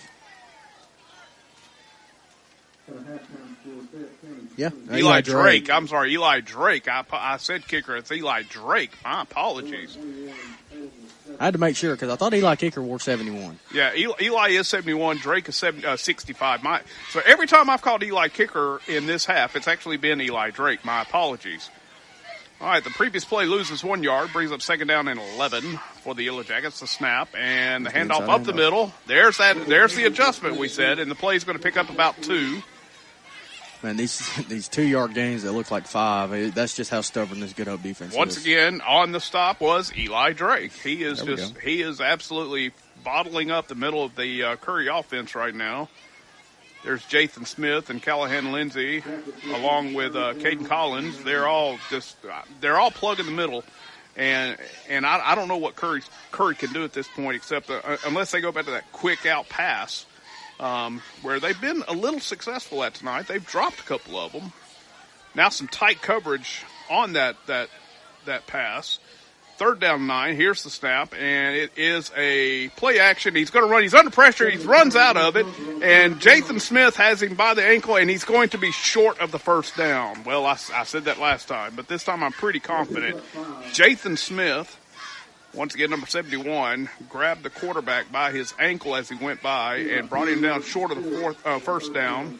It will be 4th and 2 for the Jackets from the 46. Yeah, we'll call it the 46. and they are bringing in wholesale changes. It looks like they want to punt this ball. If I'm Good Hope, I do not trust that. Carter Rutherford does go deep. It looks like Good Hope's going to play a safe defense with Rutherford being deep. There's the snap. Oh, and he is going to kick it. They did boot it. Away from Rutherford. Pretty smart move there. And it's going to go out of bounds at the Good Hope 32-yard line, where it will be Good Hope 1st and 10. Once again, 7:12 remaining in the third quarter. Your Good Hope Raiders ahead 33-3 over the Curry Yellow Jackets in this region game. Your Raiders once again undefeated on the season and in the region. 5-0 on the season, 3-0 in the region. The Curry Yellow Jackets struggling a little bit this year. They are 0-6 on the season, 0-3. The Raiders once again return home to James Shabel Stadium next week, next Friday night, as we will be hosting the Hamilton Aggies in a huge regional game. Whoa. I don't know who's back there at quarterback. Is that Webb That's already? Webb Buchanan, number 15. Bobbles snap, hands off to... Who is this? 21. Number 21, and he is going the distance, guys. That is number 21, Carson Hollis, all the way for the Raider touchdown, 68 yards. That is a backbreaker for the Curry Yellow Jackets, who had a little bit of momentum going into the end of the first half, and then on the first play of the second half for the Raiders, Hollis says, "See ya later." And Hollis gets put on his butt by Tyler Cohen. They are doing some major celebrating. Once again, the Raiders have tacked on 6 more, making it 39-3. We got a new kicker in as well. And looks like Chase Pruitt will be in to attempt the point after, number 98. On, Chase. I've seen him warm up a lot. He's been ready for this moment all year. There's the snap, and the snap is bobbled again by the Raiders. Hudson just throws it, and it'll be incomplete. So the PAT is no good. Chase Pruitt does not even get a chance to kick. With 6:55, once again 6:55 remaining in the third quarter. Your Good Hope Raiders are now up 39-3 over the Curry Yellow Jackets. Let's go back, Tony, real quick. Talk about that long touchdown run by Hollis. Here's the deal: we got some fresh faces in the game. Webb Buchanan at quarterback took the snap. He actually bobbled the snap.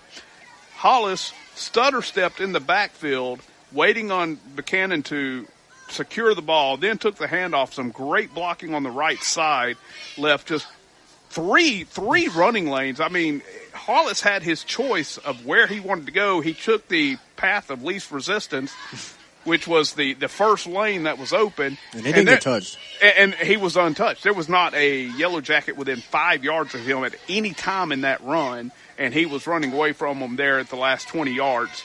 So once again, a great offensive play and a great run by Hollis, and we are now up 39-3. I'll say a little scuff kick here. Rodriguez does kick off.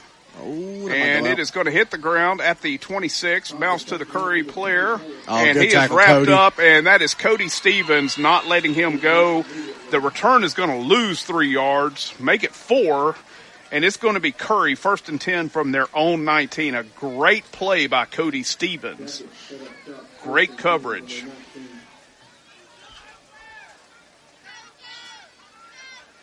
So it will be Curry 1st and 10 from their own 19. I do see a few fresh faces on the defense. Aiden Young in on defense. He's played offense tonight, but this is the first time he's been in on defense. Looks like Hogan, number 60 in the game also, on an edge rush. The snap to the Curry quarterback. He hands it around left end, and there's just nothing there. Great penetration by the Raider defense. That is, well, I can't tell the number, Tony. I'm so sorry. Is that 91? On the defense? Yeah. I don't think we have a 91. We don't have 51. Is it 51? Guys, I'm old and can't see. That's Braden Kofer. Once again, Braden Kofer absolutely got all the penetration, dropped him in the backfield, a 2-yard loss, second down and 12 for the Yellow Jackets from their own 17 now. Yellow Jackets line up, Twins to the left. The handoff up the middle, and he breaks the tackle this time and then picks up a few.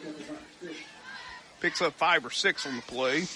Number 30 on that tackle. Yeah, it's Chance Brock on that that tackle for you are the Raiders. You are hearing a lot of young names. I mean, they are definitely substitute. A few starters still in the game. Yeah, a lot of injuries and a lot of. Well, in a game when it's 39-3 early in the third quarter, you're trying to avoid any injuries for either team. Once again, I'm just saying, we got a lot of injuries and stuff. Like, you're still going to see some starters out there, whether you like it or not. I know some people aren't going to be happy with that, but I mean, it's just it happens. We don't have that big enough roster. Third and 6, the handoff around left end, and he's got a little bit of room, but closed quickly. Oh my goodness, that Eli Drake again, and number 7. We've called his name. I've done forgot it. That's Kofer. Cooper. I'm sorry, Braden Cooper. I'm sorry, Cooper. I said Kofer. They got a first down on that. I didn't know that they even got that first down. He made it to the 29, which would be right at the stick. So once again, I don't know if we're going to argue too much over that. That's a 1st and 10. That is a Josh Phillips. I'm sorry, Josh Phillips, Impact Mortgage first down. I'm sorry, I was looking at something else. I apologize. There's the snap and the handoff to the running back and number 13 and closed quickly. Yeah, Hank Hudson's not. Is that Hank Hudson? Yeah, Hank Hudson's still in the game and made an impact there. Yeah, you're not gonna get past him very often. That was a great open field tackle. He had a little bit of room, but once again, Hudson closed in on the left side of the defense. The play was around right end. Picks up 2 yards, brings up 2nd down and 8 from the 31. Curry working left to right on the radio in their dark blue jerseys, yellow helmets, and yellow pants. Once again, your Road Raiders in the all whites tonight. 2nd down and 8 for the Jackets. There's the snap. It's a play action pass. He's going deep. And the pass is just over the head. Aiden Young on the coverage there, well covered. Ball was overthrown by about 3 yards. It would have been a tough catch if it had been anywhere close. It would have been a really tough catch because, like I said, Aiden Young had excellent coverage on that deep pattern. You have to admit, though, the Curry quarterback throws a pretty deep ball. He just needs to get it a little closer to the receiver. Brings up 3rd down and 8 from the Curry 31-yard line.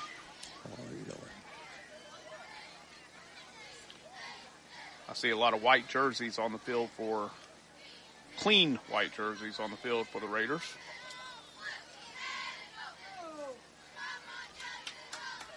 Delay a game? Nope. Well, they didn't call it again. The pass is over the head of the receiver.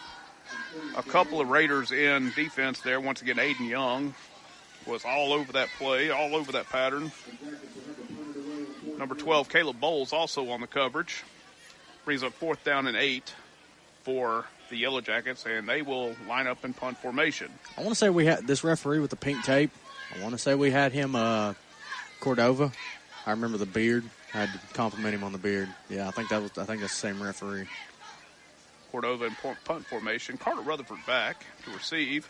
A little bit of pressure on the kick, and he once again kicks away from Rutherford, and what a roll. That ball is going to roll all the way down to the Raider 24-yard line. An excellent punt. That punt is going to cover about 45 yards. There was no return on the play.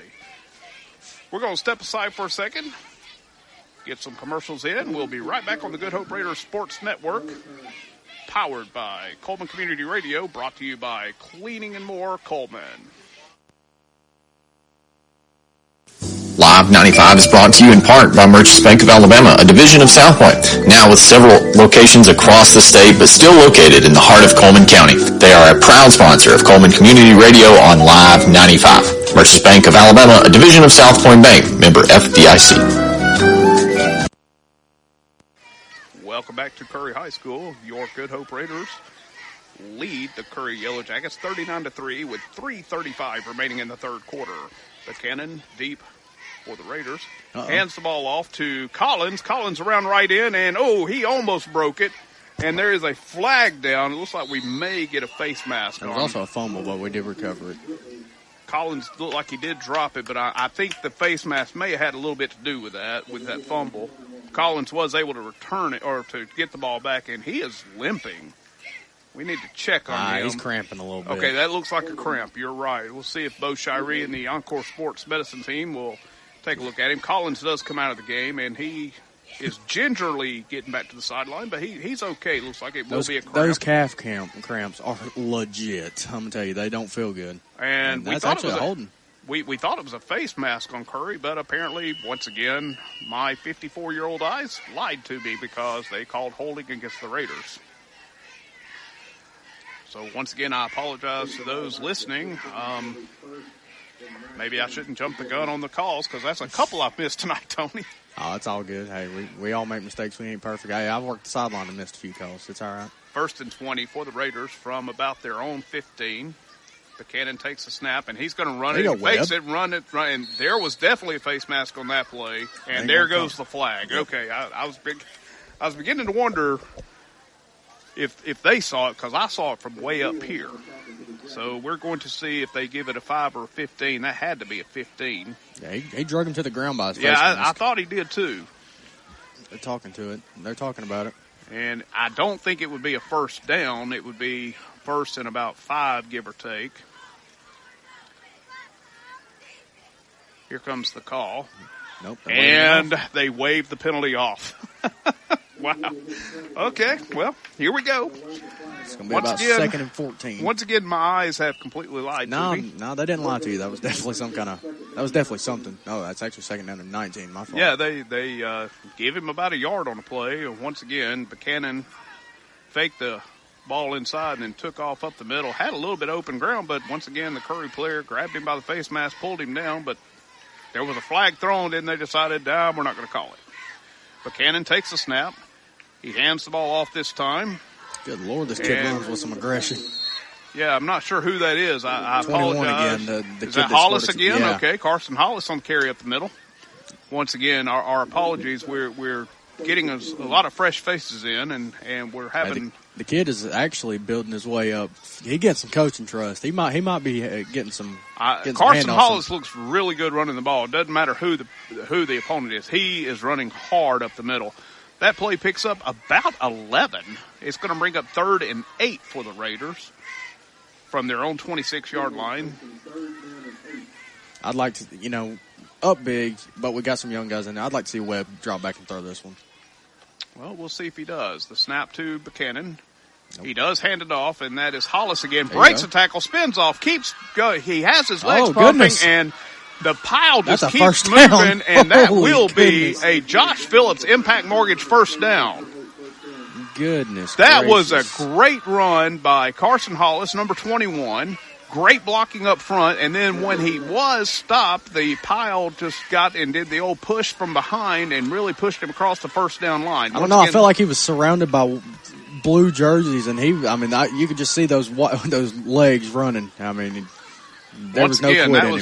That was a passion run by number 21, Carson Hollis. That was he was stopped dead in his tracks about 4 yards short of the first down, and I was like, we might just have to throw out the punt team. But no, he told me otherwise. He said, we're going to get this first down. We got the first down. So it will be the Raiders 1st and 10 from their own 34-yard line. Buchanan flanked by Hollis. Hollis takes the handoff around left end, and he's got it a lane and makes a man miss and crawls all the way to the 48-yard line. Once again, that will be good enough for a Josh Phillips Impact Mortgage first down. Hollis just absolutely outrunning everybody to the edge there, and then turned it up, had a lane. A good tackle by the Curry defender there, brought him down, but it wasn't before he gained 14 yards and a first down. So it will be the Raiders. I think Coach is going to take this one into the fourth quarter. It will be 1st and 10 for the Raiders from the 48. We have 20 seconds remaining on the counting clock. The play clock is not running, so I guess you're going to be correct. We're going to go to the fourth quarter up 39-3. 9 seconds left in the quarter. Raiders are not interested in running a play, so we will go to the fourth quarter. So we're going to step aside on the Good Hope Raiders Sports Network with your score.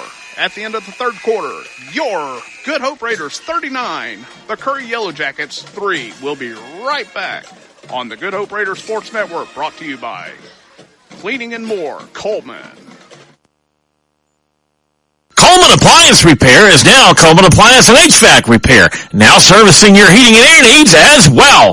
Servicing most models and brands, they can be found on Facebook or Google for those appliance or HVAC repair needs. Proudly supporting Coleman area athletics and collegiate football. When that appliance or HVAC system frustrates you and you're in need of a repairman, Robert Brantley and his team are ready to help. They're available via call or text at 256-507-3415 or on Facebook, Google, or online at ColemanApplianceRepair.com. Alabama HVAC number 22238. Guthrie's Auto Service has been providing quality automotive service since 1985. Located in Coleman on Eagle Road, just north of Highway 157, Guthrie's Auto Service is AAA approved and a Napa Auto Care Center, meaning their repair work is warranted for up to 3 years or 36,000 miles. And because they are part of the Napa Auto Care Network, the work is also warranted at over 14,000 other Napa Auto Care locations across the country. Terry Guthrie and his team support your automotive needs. More information is online at Guthrie'sAutoservice.net. Guthrie's Auto Service is located on Eagle Road, just north of Highway 157. Welcome back to the Good Hope Raider Sports Network. We enter the fourth quarter. Your Raiders on top, 39-3. The drone show going on in the north end zone. Your Raiders heading left to right on the radio dial. Webb Buchanan hands off. That is Cooper, number 7. And he goes around left end. A few hard-fought yards. Some good blocking on the edge. And the play is going to pick up about 4 yards. Going to bring up second down and 6 from the Curry 48-yard line. Y'all might not can hear him, but the band's getting with it right now. We love us some Good Hope Raider band. That's the award-winning Good Hope Raider band. My bad. I noticed that at halftime, the drum major, Fulton Easterwood, a good friend of mine, you know, that's his little brother. Yep. He was actually out there playing the drums. They must be down somebody tonight. Raiders have it second down and 6. Buchanan in the backfield with Hollis. Oh, no. And, I'm sorry, that was actually Cooper in the backfield. Buchanan was running a read option there, and just in all honesty, he dropped the ball. I don't, you know, I hate it for Webb. And the ball hit the ground, and Curry was able to pounce on it, so it will be a turnover for the Raiders. And it will be Curry, 1st and 10 from the 48, and we have a funky light show going on. The funky lights are going. I guess they celebrate fumbles here with the light show. 1st and 10 for the Yellow Jackets from the Raider 48-yard line. 11 minutes remaining in the game. Once again, your Raiders up 39-3 in a Class 4A Region 6 battle.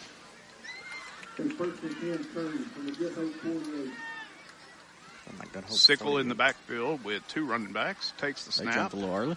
And he's going to play action and throw it out to a wide open Miles in the left flat, who just outruns everybody. Finally knocked out of bounds by Sellers, number 32, Asher Sellers. But the play is good for Josh Phillips, Impact Mortgage first down. Once again, we talked about it coming into the second half, Tony.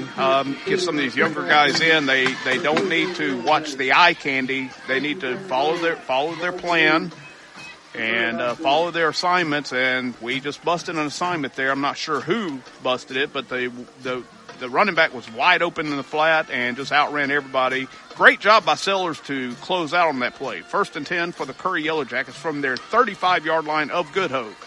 There's the snap.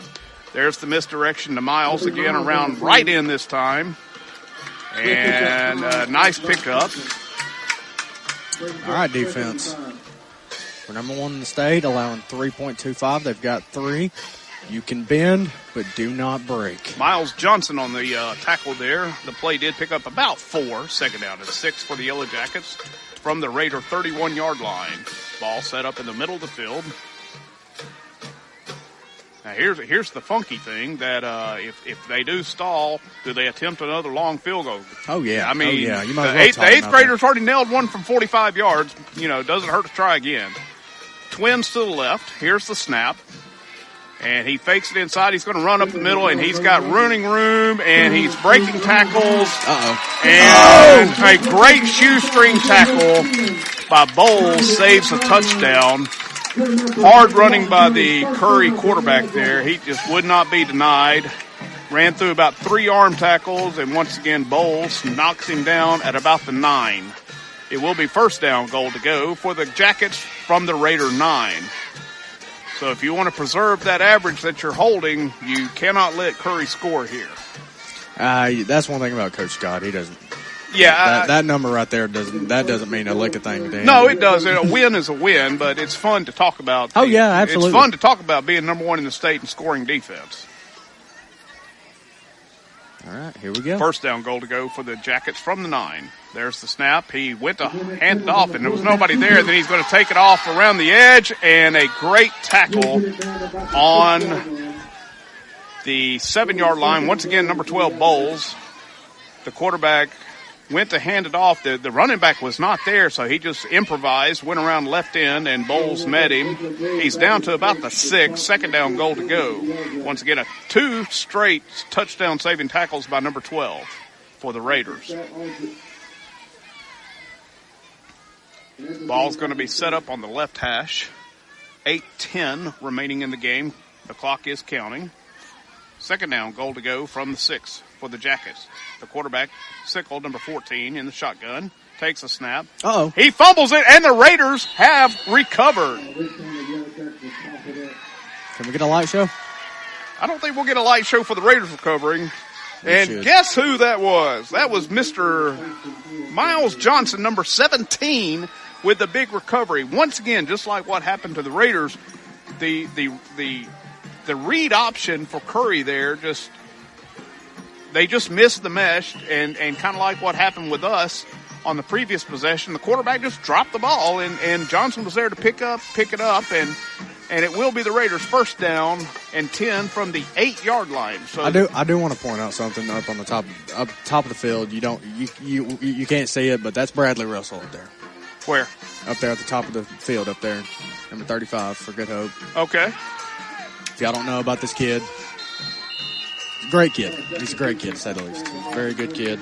I'm glad to see him out there getting some playing time. Yeah, a lot of younger players getting in the game right now. Once again, the Raiders on a run up the middle. Once again, that was Collins on the carry. The play is good for about 1. It's going to bring up 2nd and 9 from about the 9. Once again, the Raiders are playing a lot of young players now while you're up 39-3 on the Yellow Jackets in a key region game. Once again, with a win, the Raiders pretty much have guaranteed themselves a playoff spot. A lot of things still have to happen. It's still a long season. 3 region games still remain. Buchanan takes the snap. He hands it off. Uh-oh. Is that Hollis again? That is. Is that Hollis? I think that's 22. Oh, is that Collins? I'm sorry. Curry gets away with a very late hit on that play, and I'm not sure why. Because the referee is now talking to the young man that did make that late hit. So a little preventative chat by the referee to the Curry player there. But the play is good for Josh Phillips, Impact Mortgage first down. It will be the Raiders' 1st and 10 from the 24. Ball set up on the right hash. Once again, that play. Collins took the ball, went around left end, was tripped up, and as he was on the ground, number 55 for Curry came in a little late and pancaked him. And they gave him a little talk afterwards. Yeah, and to the referee's credit, he did pull the young man aside and said, hey, that was a really late hit. Let's not let that happen again. All right, Buchanan takes the snap. He avoids one runner in the backfield and breaks around left end. He has got many yards. He is all the way up to about midfield. I'm the biggest fan of this kid right now. I just want to see him succeed. A great sidestep. Curry got penetration in the backfield. Buchanan sidestepped it and then raced around left end. There was nobody in those lanes, and he had to be caught from behind. It will be 1st and 10 for the Raiders from their own 49-yard line. A play of about 27 yards there. A Josh Phillips Impact Mortgage first down with 5:39 on a counting clock left in the game. It will be the Raiders 1st and 10 from the 49. They are starting to milk the clock, the play clock down to 10, and they have not broken the huddle yet. Now they break it. They come up. 7 on the play clock. Buchanan looks at it. surveys and takes a snap and hands it off to Collins around right in, and he absolutely runs over a Curry yellow jacket. I just want y'all to know, y'all can't see it. He is wearing a neck pad one of those neck pads, like Bo Jackson style neck pad. Collins absolutely bulldozes a young man from Curry. He was able to make the tackle, tripped him up, but the play picks up 9 yards. It will be 2nd down and 1 for the Raiders from the Curry 42-yard line. We are now under 5 minutes to play tonight. A reminder to all Raider fans that are listening, your soon-to-be undefeated 6-0 Raiders will be at home in another big, huge region game next week at James Shabel Stadium, as the Raiders will be hosting the Hamilton Aggies. Game time, 7 p.m. next Friday night. Buchanan brings the Raiders up to the line, and we're going to get a delay of game call after a couple of non-calls on the other side, but that's okay. You're up 39-3. Good. It's good practice for this young offense. They're trying to set up Bradley over there. He's about 5 yards off now. After the mark off, it is now 2nd down and about 6 from the 47.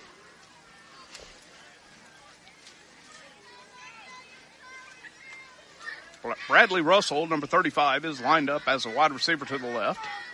On the right, that is Bowles.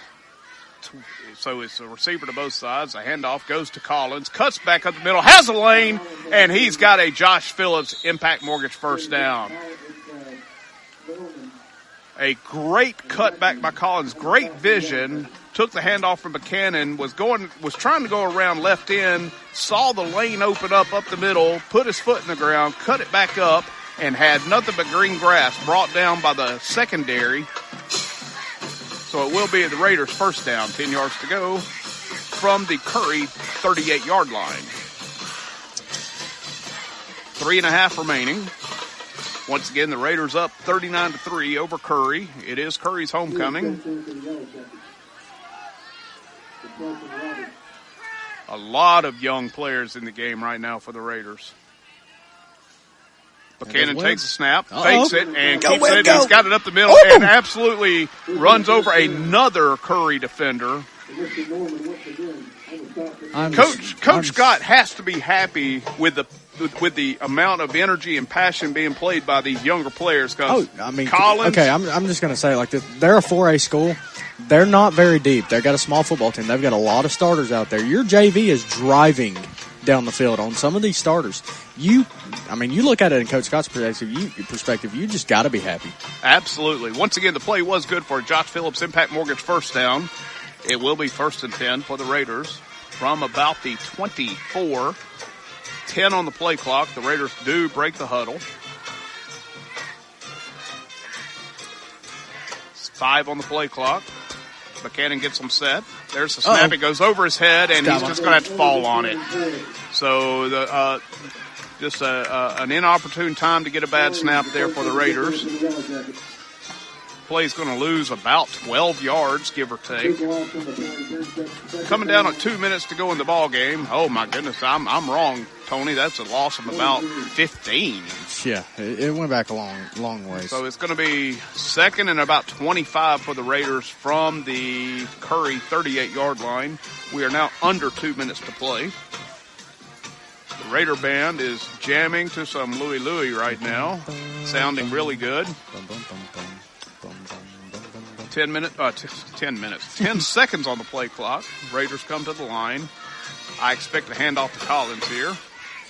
There it is. There is a handoff. Collins goes around left end. He's got a hole, and he is going to stay in bounds. Smart play by Collins. He could have easily taken that out of bounds, but he stayed in bounds, and there is a flag on the play. There is some laundry on the field. It's going to be holding against us. I saw it around the left end. Right there. All right.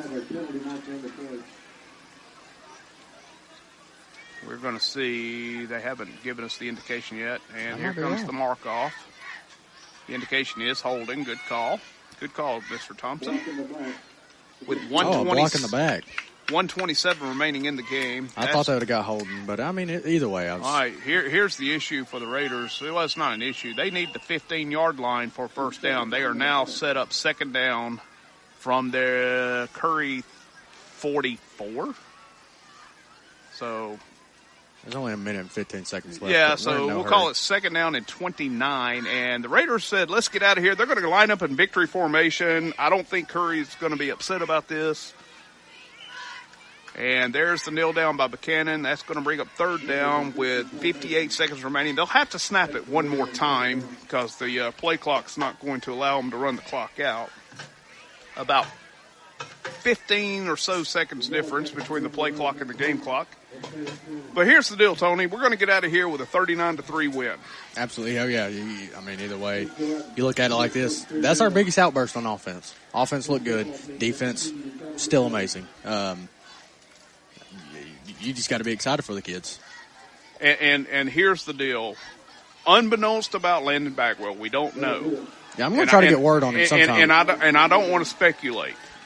But here was the things that Coach Scott said going into tonight. Let's play a clean game. They did have the one turnover, just an unfortunate turnover. They were able to get out into a big lead. And then they were able to go into the second half and play a lot of younger players. And that's exactly what they accomplished. So, with your final score being the Good Hope Raiders 39, the Curry Yellow Jackets 3. The Raiders are still undefeated and 4-0 in the region now. They moved to 6-0. Curry drops to 0-7 and 0-4 in the region. Once again, and yes, there is Landon Bagwell leading the charge.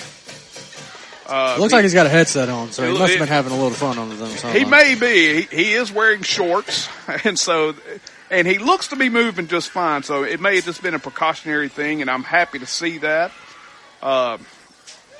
You know, the really great thing about tonight, there was a lot of great sportsmanship on both sides. No chippiness at all. There was, once again. You know, that's something I heard all week. You know, last time we was here, and like Coach Scott said, that's been 2 coaching staffs ago. But last time I was here, many ejections, many fights. Team had to be police escorted out of here. And we can laugh and joke about it now. Well, and I was just watching some of the interactions between the two teams at midfield, and to be honest, it looks like, you know, it looks like we must know some of their players because there were some jovial handshakes going on. This right here is so special. You're going to have Coach Scott get in the middle of this group right here. They got both teams grouped up in the middle, and they're going to say a little prayer, and that's all that matters. You know, we got to give our glory to the good Lord. And that is something that is taught to these kids and their families and their guardians and the you know, it's just it's an amazing thing that both teams come to the middle of the field and offer up praise, and we appreciate that. Once again, Tony, any final thoughts? Man, I'm just excited. I don't know when, you know, I can't pull up a stat right now telling you the last time we started 6-0. It's great being a Good Hope alumni, getting to witness and getting the opportunity to be here every week. And, you know, I'm on the sidelines when we're at home most of the time. This is the second time me and Tyson's got to bring y'all a game, and I'm blessed that Tyson's took up the opportunity because I was afraid I was going to have to do it by myself the last 2 times, and I'm grateful for him. I'm still a rookie at this, and so is Tyson. We're you know, our broadcast might not be perfect, but we're getting there. We're getting the teamwork together, and as the team gets ready for the alma mater, let's get ready for next week. Big game at home, James Shable. Hamilton brings the Aggies over to our territory, and I'm excited for it. And the one thing that I would ask for, and the Raider Nation never fails to produce on this, but we are asking that you come out and support this team. Like we talked about earlier, this team doesn't have the quote-unquote big superstar. What they do have is a camaraderie and a brothership and a desire. Like Coach Scott and I talked after last week's game, they want to win. They want to do better. They want to get better every play, every game, and they are doing that. You know, we hopefully will get some of our injured players back next week. Hamilton will be a formidable foe. There's no question. There will be a step up in competition. But we would really love to see the home side, the home heels, and if you want to, go ahead and fill up the Hamilton side because I don't think they'll fill up their side, but really would I know the kids and the coaching staff, the administration, they would all appreciate a full James Shabel Stadium next week as the Hamilton Aggies come to town. Oh, yeah, man. I'm just that's another thing, man. The fans have been great. Yeah. The fans have been great. And that's just the thing at Good Hope. You win games, you bring fans. And, yeah, I'm just excited going into next week. Players leaving the field, so we're gonna get out of here. One last statement, though. Like he said, pack it out next week. Next week it's just, if you can't make it, join us on the Live 95.5 app. Me and Dylan will bring it to you. I don't think the whole crew's going to be there. I think it's just going to be me and Dylan. You might have to start out with me, the rookie, starting out by myself because Dylan might be a little late, but we'll bring it to you. Well, once again, for Tony Thompson, my name is Tyson Robertson, and it's been a pleasure to bring you tonight's broadcast of the Good Hope Raiders versus the Curry Yellow Jackets. Once again, the Raiders victorious over the Yellow Jackets by a score of 39-3. You're listening to the Good Hope Raiders Sports Network, brought to you. We're going to actually send you, I got a text message from Jay, we're actually going to send you to Fairview. Oh, okay. We're going to send you over there to that broadcast. All right. After this one. Well, there you go. So take it away, Mr. Greer. And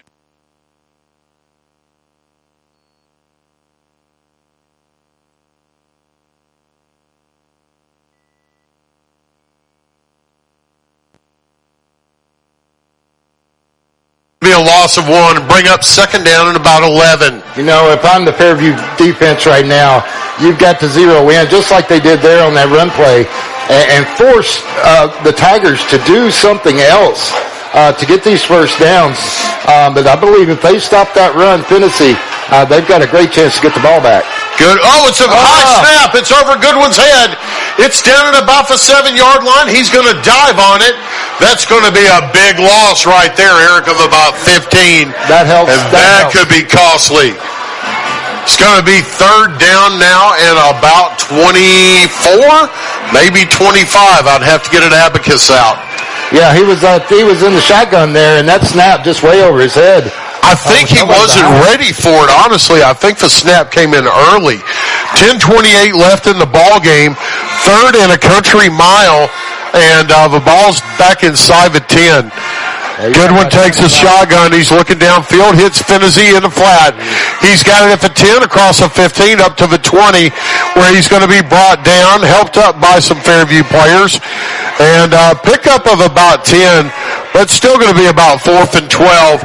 So I expect we're going to see the kicking unit coming on now for the Golden Tigers. And I understand we're on the FM now. We'd like to welcome all the listeners coming over from the Good Hope game. Good Hope took care of business. Hopefully Fairview can do the same. Yeah, thanks for joining us tonight. We've got a tight ball game here, 28-21, led by the Golden Tigers, but Aggies set to receive the kick here. The receiver's standing back on the 50. There's a kick. It's a short kick, high, fair catch at about the 42. Fairview's going to take over there. We'll be right back after these messages on Friday Night Live. Are you ready to make your next move in Coleman? Hi, I'm Tommy. And I'm Angela. We're not just realtors, we're a family dedicated to helping yours. We're not just about buying or selling property. We're about building connections within our community. From local schools to charity events, we're active because we care about Coleman. When you use us, you're not just getting one realtor, you're getting a team working around the clock for you. With our experience and expertise, we'll guide you through every step of the process. We're the Warhurst Team Realtors at Hagamore Realty Group. We make it happen, you make it home. Welcome back to Friday Night Live.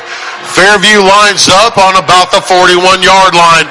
Colt Redding's going to run it himself. He gets across the 45, the 50, down to about the 40. He's going to be inside the 40. Let's see where they spot it. They're going to say right at the 39-yard line. Big pickup for the quarterback and an Adam Aker at Mitch Smith Chevy Drive, first down. Just over 21-yard gain there, Chris. That's much needed. It's going to be 1st and 10 now on the 44. He's going to take the snap, hands it to Harper, goes to his left, lowers his shoulder. He gets up past the 35. He's going to be up to about the 32-yard line. That'll be a pickup of at least 6, maybe 7 on first down. Good pickup there, Eric. You know, those are great plays for more than one reason. He's able to stretch that field a bit. Didn't quite turn the corner, but enough to get, 5 or 6 yards on first down. Inside of 9 minutes now, it's going to be 2nd down and 3 for the Aggies. It's do or die here for the Aggies, Chris. It's getting, we've got a little under 9 minutes to go. They're down a score, but, they are moving the football. Colt Redding lines up. He's got Harper beside him, takes a shotgun snap, pitches it to Harper. He makes a cut. He's across the 30, hits the Jets up to about the 24. Man, he has a whole nother gear. So close right there. Excellent run. Almost broke free for the score. Sure. And that's going to be a pickup of about 10 for Harper, and that will be another Adam Aker at Mitch Smith Chevy Drive. First down for the Aggies. Clock starts again. Man, they're moving the chains, but I'll tell you, they got to finish this drive. They got to find a way to get a stop. Colt Redding's got Harper beside him, trips to the near side. He's going to run it to the left. He's got a lead blocker. Gets across the 20, gets up to about the 15. That's going to be a good pickup of 8 yards on first down, Eric. Let me tell you, what this is doing is giving the defense time to rest over there. It is. My only concern, Jake Harper also plays defense. Well, so many of these guys from Fairview, they play Ironman football, and, their conditioning has never been suspect. They're very well conditioned. I'm impressed. Harper in the backfield with Colt Redding, 2nd down and 2. Redding's going to run it off the left guard. He's got a seam. 5, touchdown Aggies! Colt Redding with the RPO, pulls it down and runs off left guard into the end zone. You ever wonder what a good quarterback will do for you? That was a great example. Pulled the ball down, ran uncontested for a chance to tie this game late in the fourth quarter with 7:36 to go. Well, now Colt Redding's going to attempt the extra point to tie the game. We saw Fairview go for 2 and make it a couple of weeks ago. Don't expect that here. There's a snap. Kick is up. Kick is good. And with 7:35 left in the ball game, the score is tied 28-all. With that extra point, Fairview cut into the lead of the Golden Tigers. And if you're looking for someone to lead you to all your insurance needs, give Kalia at 212 Insurance Group a call. 212 Insurance has over 10 years of experience and is the official insurance of the Fairview Aggies. We're going to take a quick break. We'll be right back after these messages on Friday Night Live. At Plus One Heating and Air, we believe in more than just fixing your HVAC system. Our team of skilled technicians is dedicated to providing top-notch service with a smile. Whether it's installation, repairs, or maintenance, you can trust Plus One Heating and Air to get the job done right the first time. I've never experienced service like this before. Plus One Heating and Air not only fixed my heating system promptly, they also ensured everything was running smoothly. They truly care about their customers. So when you're in need of heating and air services, remember the company that's willing to walk that extra mile for you. Plus One Heating and Air, where trust meets exceptional service. Welcome back to Friday Night Live. I am Christopher Greer, joined by my partner in crime, Mr. Eric Brenneman, and I would like to give our legal ID real quick. You are listening to WRJM-LP Coleman's Live 95. Fairview getting ready to kick it off. It's a tie ball game, and there is the kick. It's high and deep. Going to be fielded at about the 4, bringing it to the near hash, across the 10, the 20, the 15. There's a block in the back, no flag, makes a cut across the 40 and run out of bounds. Waiting to see where the spot's going to be. Excellent field position for the Golden Tigers at about the 42, Eric. Great return there for the Tigers, something the Aggies didn't want to see. But, this is a heavyweight fight for sure. You've got haymakers going on. You've got less than 7.5 minutes to go, and we are tied, at 28 all. So That return sets them up, still on their side of the field, so let's see what the Aggie defense has in store for them. Well, number 0, Cameron Finney in the backfield beside Goodwin. Goodwin in the shotgun takes a snap. He's going to throw it to his left, has a man, puts a move on. He catches it at the 40, gets down to about the 42, and nowhere else to go. Hanging on for dear life was number 22 for the Aggies. That was Colby Bentley with the tackle. Boy, they gave him forward progress. I don't agree with that. They had him at least 2 yards behind where they're spotting the ball. Not only that, held him there for a good 3 seconds, then came in with another tackle to push him further. I'd really highly contest this spot right here. Well, I mean, they're going to say he got back to the original line of scrimmage. I thought he was a couple yards short. Oh, we've got a holding call. I didn't even see the flag. Holding call against Russellville. That's going to push it back and make it 1st and 20. So we like that now. We need a stop right now. We really need a stop. Come on, defense. Let's go, Aggies. It's going to be 1st and 20 now. Goodwin in the shotgun. He's got Finney beside him. The young man is going to be playing on Saturdays, I believe, in a year or two. He's going to fake the handoff under pressure, rolls to his right, being chased by Gabriel, and he's going to be brought down. Number 55, Jermaine Gabriel with a sack. Boy, he almost had the edge there. He did. Great effort from the Aggies. I believe he gained 0 yards on that play, but that was an excellent defensive move. It's going to be 2nd down and about 20 after the big-time stop. All right, we just got to watch out for Finney here. Don't let them break off another 15 yards, so they're good so far. I would watch Finney out of the backfield. He's an excellent receiver. Goodwin takes a snap, rolls to his left. He's got a receiver in the flat, caught at a 34, big-time block. Gets across the 45. It's going to get up to about the 50. And, man, that was very close to a blind side. No flag. But that block really sprung about a 12-yard gain. It's going to make a 3rd and about 5, Eric. That was a good play call there. I'll give credit to them on that. Very wise on the screen pass. So we've got 3rd and short, 3rd and 5 here to go for the Tigers, and the Aggies have a chance here. Finney's in the backfield. You got to watch where he goes. Goodwin takes a snap. He's going to look to his left. Has a man at the 50. It's caught, and he's hit immediately and driven out of bounds. Pickup of 1 yard and a big-time stop by Carson Jones.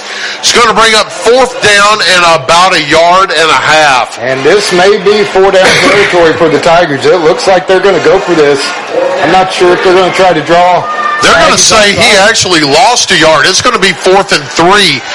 Watch ball get off right here. Watch for a freeze play. They're walking up on the line. Goodwin is in the shotgun. He snaps it, hands it off to Finney. Goes to his left. He's hit immediately. Yeah. And he is stacked up by the Aggie defense and brought down by a host of defenders. Good stop by the Fairview defense, and Fairview takes over on downs. Outstanding play by the defense. I'm so proud of that play. Not only did they stop Finney, they swarmed on that play. I couldn't get a number on the tackle, Eric. There were too many. All of them were in on that. Very, very good play on 4th down to get the ball back here on their on the opposing 47. They're on the 47-yard line of Russellville. Tie ball game. We're at 4 minutes, 59 seconds left in the game. Fairview's going to hit the brakes now. They're going to play some clock. They got time. The undefeated conference on the line. Jones lines up beside Redding. He takes a handoff, goes to his left, cuts back to his right, picks up about 2, gets to the 45. Then he slips and falls. So yeah, I was going to say, it looks just like he slipped and fell on that play. It's going to be 2nd down, about 8 yards to go. And looks like Jake Harper now coming into the game, number 14. You know, it's really hard to say one running back's better than the other because they're both so similar and they're both so good at what they do. I mean, they take care of business. Yeah, you could tell. Their running styles are very similar. I love the toughness that they've shown here. Harper lines up in the backfield, trips to the near side. Redding takes a snap, runs to the right, has a lead blocker, gets up to about the 40, is going to bowl his way forward to about the 39. It's going to make a third and short. Going to be about third and I'd say about 3.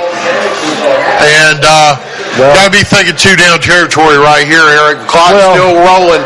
We're down inside 4 minutes now. This is what you came for. This is why you tuned in. These are what those kids have worked all summer for. You've got now, it's 3 minutes and 45 seconds to go in the game. The game is tied, and we've got 3rd down and 3 to go for the Aggies. Let's see what they do here. Cole Redding has Harper beside him. 3rd down and 3, hands it off to Harper around the left. Gets up to the 35, has it, gets free, gets to the 25, gets to the 20, is going to be shoestring tackled at about the 15. That's tackle saved a touchdown, but it couldn't save an Adam Aker at Mitch Smith Chevy Drive. 1st down for the Aggies. Yeah, that was a great play, had a lot of daylight, broke some tackles there, and that really pushed that ball forward. So we're going to have 1st down from about the 13, if I believe right. And 3 minutes, 23 seconds left for Fairview. If you're Russellville, when do you start thinking use your timeout? Well, I was just going to say, look, they're moving the ball now. Only have 13 yards to go for a touchdown, but they've got to run this play clock down. They've not been utilizing that. Colt Redding lines up in the shotgun. He's going to run it himself off the left side. He's got a lead blocker. He's down to the 5. He's going to get down to about the 4. Very close to the marker. Picking up 9 yards on 1st down. Bring it up 2nd down and 1, and he keeps the clock moving. This is just what they needed this drive. They're moving the ball, penalty-free, and here we're staring down 2 minutes and 40 seconds left in the 4th. And they are knocking on the door in the red zone. They're saying he got the 1st down. That was an Adam Aker at Mitch Smith Chevy Drive 1st down. It's going to be 1st and goal for the Aggies from the 4. 2:25 left in the ball game. It's all knotted up at 28. Whoever wins this is going to win the region, folks. Colt Redding takes a shotgun snap, hands it off to Harper, goes to the left. He is going to get stacked up short, maybe picks up a yard. Tough run into the outside. They're going to say Carson Jones, and we've got a player down on the ground for Russellville. Gets up very slow, waiting on a signal. It's going to be 2nd down and goal to go. Yeah, that was Carson Jones getting up slow. Got gang tackled close to the out-of-bounds line. Well, he's okay, though. They did force him out of bounds. It's going to be 2:10, and the clock will stop. We've got a timeout called by Russellville. We're going to take a timeout, too. 2 minutes left in the ball game. The score 28-all. We'll be right back on Friday Night Live. You know, we have one of the coolest places right here in Coleman. It's Cleaning and More Coleman on County Road 437. Cleaning and More Coleman has reliable and professional residential and commercial cleaning services tailored to your needs. And I know because we use Cleaning and More Coleman at the Warhurst Team Realtors for our buyers and sellers. Cleaning and More Coleman is more than just cleaning supplies. They have janitorial supplies like trash can liners of all sizes, cleaning supplies, mops, brooms, paper towels, they have it all. Plus concession stand and restaurant supplies like cups, cutleries, plates, to-go containers, bags, straws, nacho trays, even popcorn bags. Cleaning and More Coleman has it all. Need climate control storage? How about 10 by 10, 10 by 15, and 10 by 20 units? And they even have the U-Haul trucks to carry your stuff. You can check them out at cleaningandmorecoleman.com. You can get info at info@cleaningandmorecoleman.com, or the way I like, you can dial them up at 256-736-9944. 256-736-9944. Cleaning and More Coleman, County Road 437, under the big white sign with the U-Hauls. Welcome back to Friday Night Live, and it is gut check time, boys and girls. 2nd down and goal from the 3. Fairview is tied up 28-all with 2:10 left in the ball game. They are easily in Colt Redding's range. Colt Redding lines up in the shotgun. He's going to hand it off to Jones around the right side. Gets up to the 1. They get behind him. They're pushing. They're pushing. Is he in there? Touchdown, Aggies! Beautiful play. 2:04 left. Fairview takes the lead. Kept working those legs. The pile moved him in enough for that 2-yard touchdown run for the Aggies. Great effort. Man, the offensive line got behind like a rugby scrum and just pushed him on in. What a night for that young kid. Now Colt Redding goes to add on the extra point. A lot of credit to that offensive line. There's a snap. The kick, it's up. The kick is good. And a flag comes in late. But the extra point is good, and that extra point will provide the extra degree of protection for the Aggie lead. And if you're looking for the extra degree of service for all your insurance needs, give Kalia at 212 Insurance Group a call. 212 Insurance has over 10 years of experience and is the official insurance group of the Fairview Aggies. So this is how exciting the game's been. We've had 2 Chick-fil-A chicken sandwiches in here for the last 15 minutes. Unopened. When God's chicken doesn't get eaten, you know you're at one heck of a football game, folks. And we're at a barn burner. By far the best game I've been to this year, Chris. Just really proud of the effort. And like I said, I don't think we've called it out enough tonight. The offensive line for the Aggies have been stellar. Yeah, they've had a few miscues, but, holding it together when they needed to get this game a touchdown ahead here with 2 minutes and 4 to go in the game. Right. Well, and I do need to make a correction really quick. That was Jake Harper on the touchdown. It's hard to tell he and Carson Jones apart sometimes because they run very similar. I thought it was Jones. So that was Jake Harper on that touchdown. So now we're getting ready for the kickoff. And how important is this? You got 2 minutes left. Pin them deep, man. Pin them all the way back if you can. Yeah, we need a big kick here. Colt Redding gets ready to kick it off. It's going to be high and short. Fair caught at about the 26. You know what? I'll take that. At the 26-yard line, I'll take that. Last time they run one out, they got it back to 45. So give your defense a chance here. They got 2 minutes. Russellville has 2 timeouts left. Well, it's gut check time for sure. I know these players are tired, but I can tell you, this weather is conducive to playing a great game tonight. It is not 100 degrees. Oh, man, it is beautiful. In August and September. Like Alabama at this time of the year cannot be beat. Don't tell anybody from up north or you'll have 10 million of them moving in here. That's very true. But it's beautiful at this time of year and perfect football weather. So I'm hoping that's going to add to their resiliency here as they buck up here for defense. Goodwin lines up in a shotgun for Russellville. Takes a snap, rolls to his left under pressure, and it's tipped. It's going to be caught at about the 31. Wow. Defender tipped it. The receiver dove forward, caught it for a 3-yard gain. Looks like the Tigers now in a hurry-up offense. Well, they have to be. The clock keeps rolling. It's going to be up by 7. Let's go. 2nd down and about 6 now for the Golden Tigers. Quarterback Goodwin takes a snap. He's going to swing it out to the right. It's batted down. Batted down. It's going to be 3rd down and about 7. Hartzell in the Coleman game is down to the 2-yard line, attempting to score for the win. So, man, we got some big games happening this week, guys.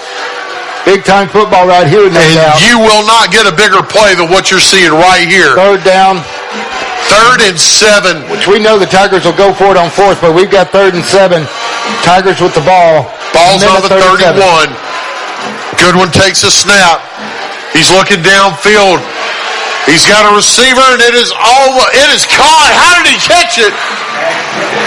Oh, my goodness. I thought it was picked off, but he got just past the marker for an Adam Aker at Mitch Smith Chevy Drive. 1st down. Well, he was able to lead his receiver just enough room there toward the sideline. All he needed, he had that small window. He threaded the needle there. That was a minute 30 left in the ball game. Now, you can't give up the home run. Keep everything in front of you. Force them to play your defense and the clock. Goodwin lines up. Finney is beside him. He's going to hand it off to Finney. He goes to the left. Big hole. He's going to be brought down, but not before he gets across the 50 up to about the 46. He falls inbounds, but not before getting an Adam Aker at Mitch Smith Chevy Drive first down.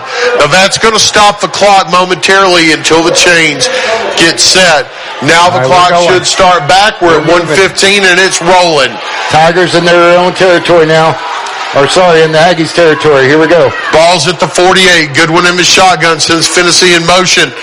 Good receiver out of the backfield. Looks downfield. Has a man at the 35. He catches it. Gets over to the 32 before running out of bounds after a 14-yard pickup. And another Adam Aker at Mitch Smith Chevy Drive. First down. We've got 58 seconds to go, Chris. What I've noticed is they've got some great pass plays designed for this. What they're doing, they're going out and then they're coming back in on a semi-slant.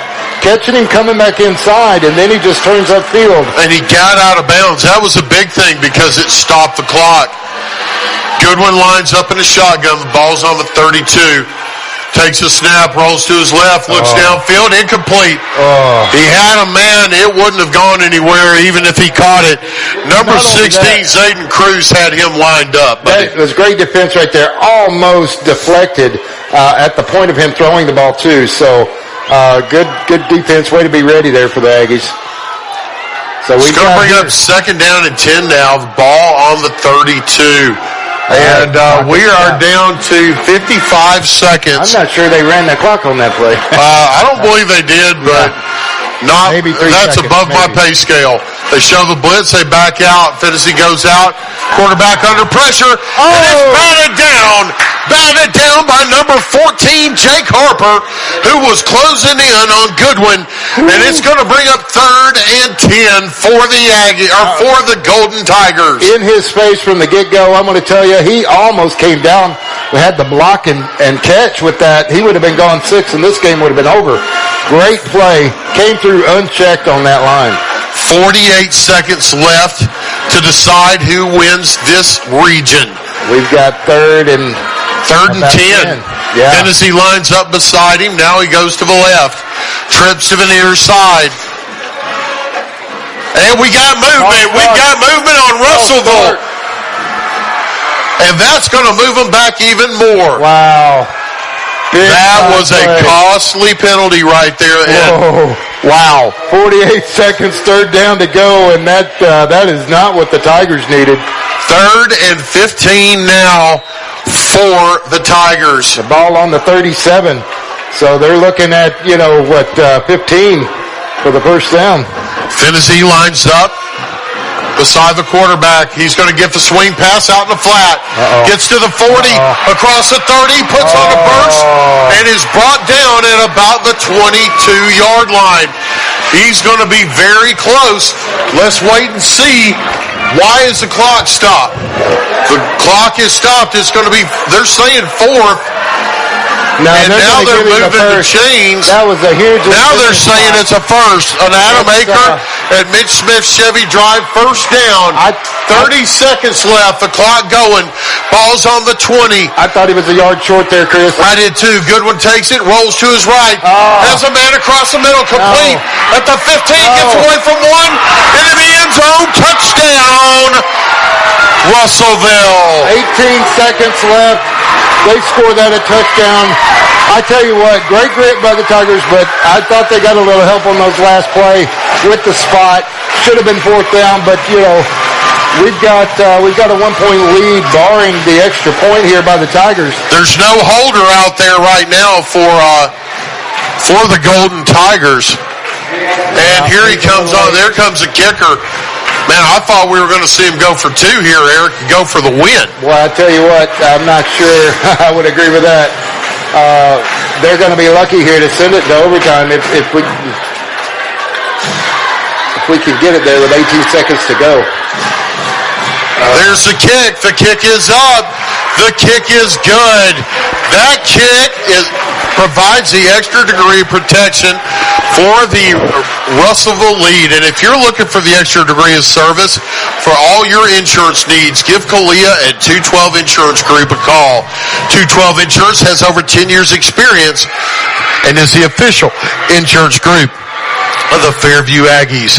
The score is knotted up at 35 with 18 seconds left. And we're not going anywhere. We're staying right here. What you don't want is a turnover. Well, here. Ball protection is huge right here, of course. But you don't want to lay down and just give them overtime. If you can score a seam, get the edge in any kind of way, you do have 18 seconds to go. If they could get the ball anywhere near midfield, they could throw it, have a couple shots. That might be all they need for a field goal. Well, you got one heck of a kicker. You do have one heck of a kicker. Man, if you get it down close, if it's anywhere under 45, I'd send him out there and let him try. Absolutely. We have a final now in the Coleman game. Hartzell kicked a field goal to win the game in a barn burner there in Coleman. So Hartzell beats Coleman as two former Hartzell graduates. Go Tigers. Okay. Now getting ready, the Golden Tigers are getting ready to kick the ball off. Fairview gets deep, ready to pick it up. There's a kick, and it's low, bounces, fielded at about the 25 to the 35, gets a seam to the 40, puts a move on up to about the 44. Clock runs down to 11 seconds. Fairview has all three of their timeouts. Well, the final score in the Hartzell-Coleman game, 10-7 Hartzell. And condolences to the Coleman Bearcats, man. They played a team that had 4 shutouts in a row. They give them all they wanted. That was a big ball game in itself. We've definitely got one here. We've got 11 seconds to go, all knotted up at 35. Fairview has the ball on the 42 with 11 seconds. With 3 timeouts, I'd work the middle of the field. Try and break a tackle, then get down, call a timeout. Colt Redding rolls to his right, looks downfield, directs traffic, he throws, it's going to go out of bounds. Got a flag. 5 seconds left. We got a flag. And we have a flag. We're waiting to see. Fans are upset because they're saying pass interference. I did not see it, Eric. I was watching Colt Redding as he directed traffic going downfield. And wasn't egregious enough for me to notice it. Right. Right now, the referee is talking to one of the players for Fairview, and there it is. It's going to be pass interference call on the Golden Tigers. So costly, but not costly enough. It's going to move the ball down to about the 48-yard line, and that's an Adamaker at Mitch Smith Chevy Drive. First down for the Aggies. With 5 seconds left, first and goal basically from midfield. Over 60-yarder for the kicker. Can't do that. They're going to line up and run a play here. Possibly go deep. I don't know that I would do that. It wouldn't surprise me to see like a hook and ladder, something like that. They're going to hand it off. That's Jones. He goes to the right side, has a seam across the 40, across the 30. He's going to be brought down at the 29, and that will be the end of regulation. At the end of regulation, the score all tied up, 35-35. We're going to take a quick break, and we'll be right back for overtime after these messages on Friday Night Live. In the game of mortgages, experience matters. Meet Josh Phillips, a veteran with over 13 years in the mortgage industry. As a leader in the local mortgage community, Josh is more than just a lender. He's a partner who believes in making an impact. At Impact Mortgage Group, they're not just making mortgages. They're making a positive impact on borrowers and our community. You can experience the difference too with Josh Phillips at Impact Mortgage Group. I'm Josh Phillips of Impact Mortgage Group. You can reach me at 256-338-2920, and I'll show you how my experience can help impact your next home purchase. NMLS number 338177. Live 95 is brought to you in part by Merchants Bank of Alabama, a division of South Point, now with several locations across the state, but still located in the heart of Coleman County. They are a proud sponsor of Coleman Community Radio on Live 95. Merchants Bank of Alabama, a division of South Point Bank, member FDIC. Coleman Electric Cooperative's mission is to make life better in the communities we serve. That starts by providing reliable, affordable electricity, while our Sprout Fiber Internet service delivers blazing fast broadband internet to homes, schools, and businesses. Coleman Electric Cooperative is a proud supporter of student athletes, cheerleaders, and band members who work hard every day to make their families and community proud. Coleman Electric Cooperative and Sprout Fiber Internet, powerful connections, brighter future. You've changed thousands of diapers, cut off hundreds of crusts, played hours of peekaboo and duck goose because you'd do anything for your kids. That's why it's so important to protect them with life insurance from State Farm. State Farm agent Tisha Brewer will make it easy and affordable to help protect your family, no matter what the future holds. Because for the people you'd do anything for, life insurance could mean everything. I'm Tisha at Tisha Brewer State Farm. We're located behind Cook's Pest Control at 909 Fisher Street. You can reach us at 256-734-4645. When you want the real deal, like a good neighbor, State Farm is there. Do you or a loved one suffer from treatment-resistant depression? Depression can be bad. Start living your full life. If you suffer from depression and don't know where to turn, you can think TMS therapy. TMS is a non-invasive way to treat multiple mental health disorders. Sound Mind TMS in Coleman can help. For more information, you can call Sound Mind TMS at 256-735-9475 or visit their website at soundmindtms.com. Dr. Robert Smith and his staff can help. So stop suffering. Think Sound Mind TMS. Welcome back to Friday Night Live, and wow, it is a barn burner here in Russellville. 35-35 at the end of regulation. Now we're getting ready to have captains go out. The way overtime works, Eric, unless I'm mistaken, you start at the 25. They go out, they do a coin toss. Whoever wins decides if they want ball or defense first. You always take defense first, always in overtime. Yeah, both teams are going to have a chance, but you've got to match what the other team does here. So, this is every bit has been a heavyweight matchup tonight, as we expected, and it didn't disappoint. I mean, we're tied up at 35, well above both teams' average of scoring, by the way. Yes. Both these teams are very stingy on defense. I want to say Russellville's given up 30 points this year, whereas Fairview's given up like 40. I think, from what I'm seeing, it may be even less than that, but yeah, definitely they have outdone themselves tonight. So a lot of effort on the field. You can see it. Yeah, there's been some penalties, but it's showing mid-season form. They're actually doing very well. Javon Poss goes out to be the captain for Russellville. Jermaine Gambriel is the captain for Fairview.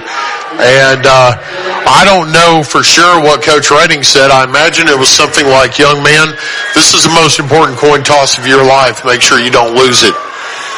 Well, ball control and call tails. Always call tails. There's nothing wrong with that, I tell you. But, protecting the ball, controlling the ball here is going to be huge.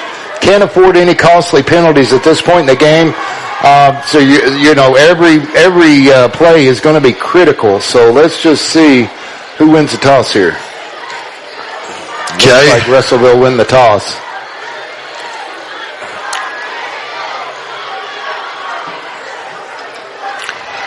So it appears that Russellville won the toss. Aggies will get the ball first. They'll be on offense. So all right, we get some extra football. Hey, look, 35 all. You said defense first, but the way this offense is playing, look, I have no problem with them having the ball first. Wait a second, I have to say something very important.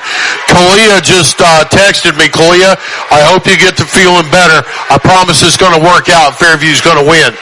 Fairview's got the ball first. They're going to have it down on the 10-yard line. And then Russellville will get a chance to answer. Yeah, hang in there, Kalia. I believe we're going to get a little surprise for you here tonight. I'm feeling some Aggies magic in the air here. So we've got the defense is out there for Russellville. And here comes the offense for Fairview. Let's see who comes out at running back. And Chris, we were mistaken. The ball was on the 10, not the 25. I was thinking 25, but they're saying the 10. Fairview gets in a huddle. Don't see that very often. And I believe Harper is out there in the backfield. They're going to hand it up. No, Colt's going to run it himself off the left side. And he is going to be brought down after a very short gain. Maybe a yard. They're going to say up to about the 8. Second and goal from the 8. That was an RPO. He could have made the handoff to Harper and chose to run it himself. That hole closed up quickly. Well, you condense the playbook when you're down here this close in the red zone, in overtime. It's going to be hard to justify passing the ball, but let's see. Cole Redding takes a shotgun, hands it off to Harper. Goes off the right side. He is hit at the 7. He's going to be brought down at about the 7-yard line. 1-yard gain. All right, it's time for some of that. Now what do you dial up? It's going to be 3rd down and goal from the 7. Gut check time. If you want to be the region champions, this is how you do it. 3rd and goal from the 7. Colt Redding has Harper beside him. Shotgun snap. He rolls to his left. Under pressure. Hits back to Jay Stevens. And he gets forward up to the 2. He's fighting. They're going to say he's down at about the 1. Wow. Oh, man. Second effort. He almost got in there. That was extremely... he fell on a defender, never touched the ground, got up and kept moving. Ball about on the 2-inch line. We got 4th and goal. 4th and goal from the 1. All right. If you are an Aggie fan, you should be on your feet. Because I promise you, everybody in this stadium is. 4th and goal. On the near hash. Colt Redding on the near hash mark. Jake Harper beside him. Shotgun handed to Jake. He goes off a left guard, and he is in there. Touchdown, Aggies! Big time. Woo! Wow. Big time run. Boy, that line just, formed a wedge right there. Gave him just enough room to get in there with his legs. That's one other thing I'm impressed with this young kid. His legs just don't give up. Man, he drives. He moves that pile, man. Yeah, he does. And that was big credit to the offensive line there. They needed that. They were jacked before that play. And well-deserved. Colt Redding comes on the field to tack on the extra point. There's a snap. Kick is up. The kick is good. In overtime, Fairview takes the lead 42-35, and that extra point provides the extra degree of protection for the Aggie lead. And if you're looking for the extra degree of service for all your insurance needs, give Kalia at 212 Insurance Group a call. 212 Insurance has over 10 years of experience and is the official insurance of the Fairview Aggies. See, Kalia, we told you it'd be all right. That's right. Keep the faith, Kalia. Hey, listen, I know you love defense. I'm a defensive guy. But them getting the ball first, this is exactly the reason I like it. They're up a score. The defense knows what they have to do. Right. We're gonna go after that football knowing that we've got 4 downs to stop them. Something else, with it being on the 10, I think that hurts the passing game of Russellville a little bit because you got that back line. Yes. So what you really have to watch here is Cameron Finney. You've got to know where this young man is. And he is lined up to the left of the quarterback. Goodwin lines up in the shotgun. Send a man in motion. There's a snap. Hand it to Finney. He goes off the left. Nobody there. Touchdown, Russellville. They faked everybody in the stadium out. Nobody within 10 yards. Tough to be ready for that one, I can tell you. I can assure you. But you got to sword when you're on the game. You're going to have to sell out to stop him. Yeah. And force him to beat you with someone else. Right. And with a running back that good, that's easier said than done. And I think I've been saying that all game too. So especially it's amplified here at the end. But kicking unit on the field now. There's the snap, and it is almost blocked, but the kick is up, and the kick is good. But we are tied up again at 42, and that extra point provided the extra degree of protection for the Russellville lead. And if you're looking for the extra degree of service for all your insurance needs, give Kalia at 212 Insurance Group a call. 212 Insurance has over 10 years experience and is the official insurance of the Fairview Aggies. So now, Fairview gets the ball again. You know what I find interesting? Both teams were on the same end of the field there. I'm wondering if they're going to flip to the other end or are they going to stay on this inside of the field? No, I believe they're going to stay on this side going towards the scoreboard. It doesn't look like they're going to move. And Interesting. Well, nevertheless, here comes the defense on the field. We're not taking a break. No. Hey, we're in it right now. We're in the middle of the 10th round, so right. We got tied up, 42 all. Second overtime about to begin. Second overtime begins. It's going to be first and goal from the 10. Golden Eagles offense out on the field. The Aggie defense comes out on the field now. Correct me if I'm wrong, Chris. How many timeouts do they get in overtime? Do each team have one? I want to say just one. Yeah, I agree. But I'm not positive. Well, it looks like somebody may have just taken one. Well, I believe they did. We're going to take one, too. If they come back on the field, we'll cut in the commercial. We'll be right back. The score knotted up at 42 in Russellville. Hey, Coleman drivers. Are you tired of the hassle and confusion when it comes to buying a car? Well, we've got fantastic news for you. Meet Adam Aker at Mitch Smith Chevrolet in Coleman, your go-to guy for a no-nonsense car buying experience. Hey folks, Adam here. You know, buying a car shouldn't be stressful. That's why at Mitch Smith Chevrolet, we pride ourselves on transparency, trust, and there's never any BS at MS. That's right. Adam Aker and the Mitch Smith Chevrolet team are changing the game. I live and breathe Coleman, just like you. So when you step into our showroom, you're not just another customer, you're family. Together, we'll find the perfect vehicle to fit your needs and budget. Remember, Adam Aker, Mitch Smith Chevrolet, what's not to love? A game without a crowd is just a scrimmage. A performance without an audience is just a rehearsal. Without your presence, high school sports and the performing arts aren't possible. Ensure that these essential extracurricular activities continue to enrich the lives of students in Alabama. Purchase a ticket to your local high school's game or performance. This message presented by the AHSAA and the Alabama High School Athletic Directors and Coaches Association. In today's world, broadband internet is an absolute necessity. Unfortunately, the large cable and phone companies only provide broadband internet where it's profitable for them. For the rest of us, there's Cyber Broadband. Providing internet service since 2004, Cyber utilizes a small radio antenna to deliver broadband where cable and DSL don't go. You can join the 21st century today with Cyber Broadband, supporting streaming, VPN access, and everything else you've been wanting to do with that slow internet connection. It's Cyber Broadband for the win. They can be found online at cyberbroadband.net or look them up on Facebook. Welcome back to Friday Night Live. I am Christopher Greer, joined in the broadcast booth by my partner in crime, Mr. Eric Brenneman, and we're about to start the second overtime now.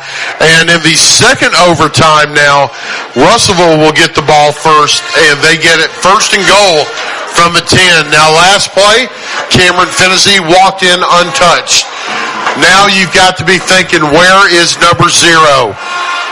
They hustle to the line of scrimmage. Goodwin in the backfield. He ends it to Fennessy off left guard. Lowers his shoulder.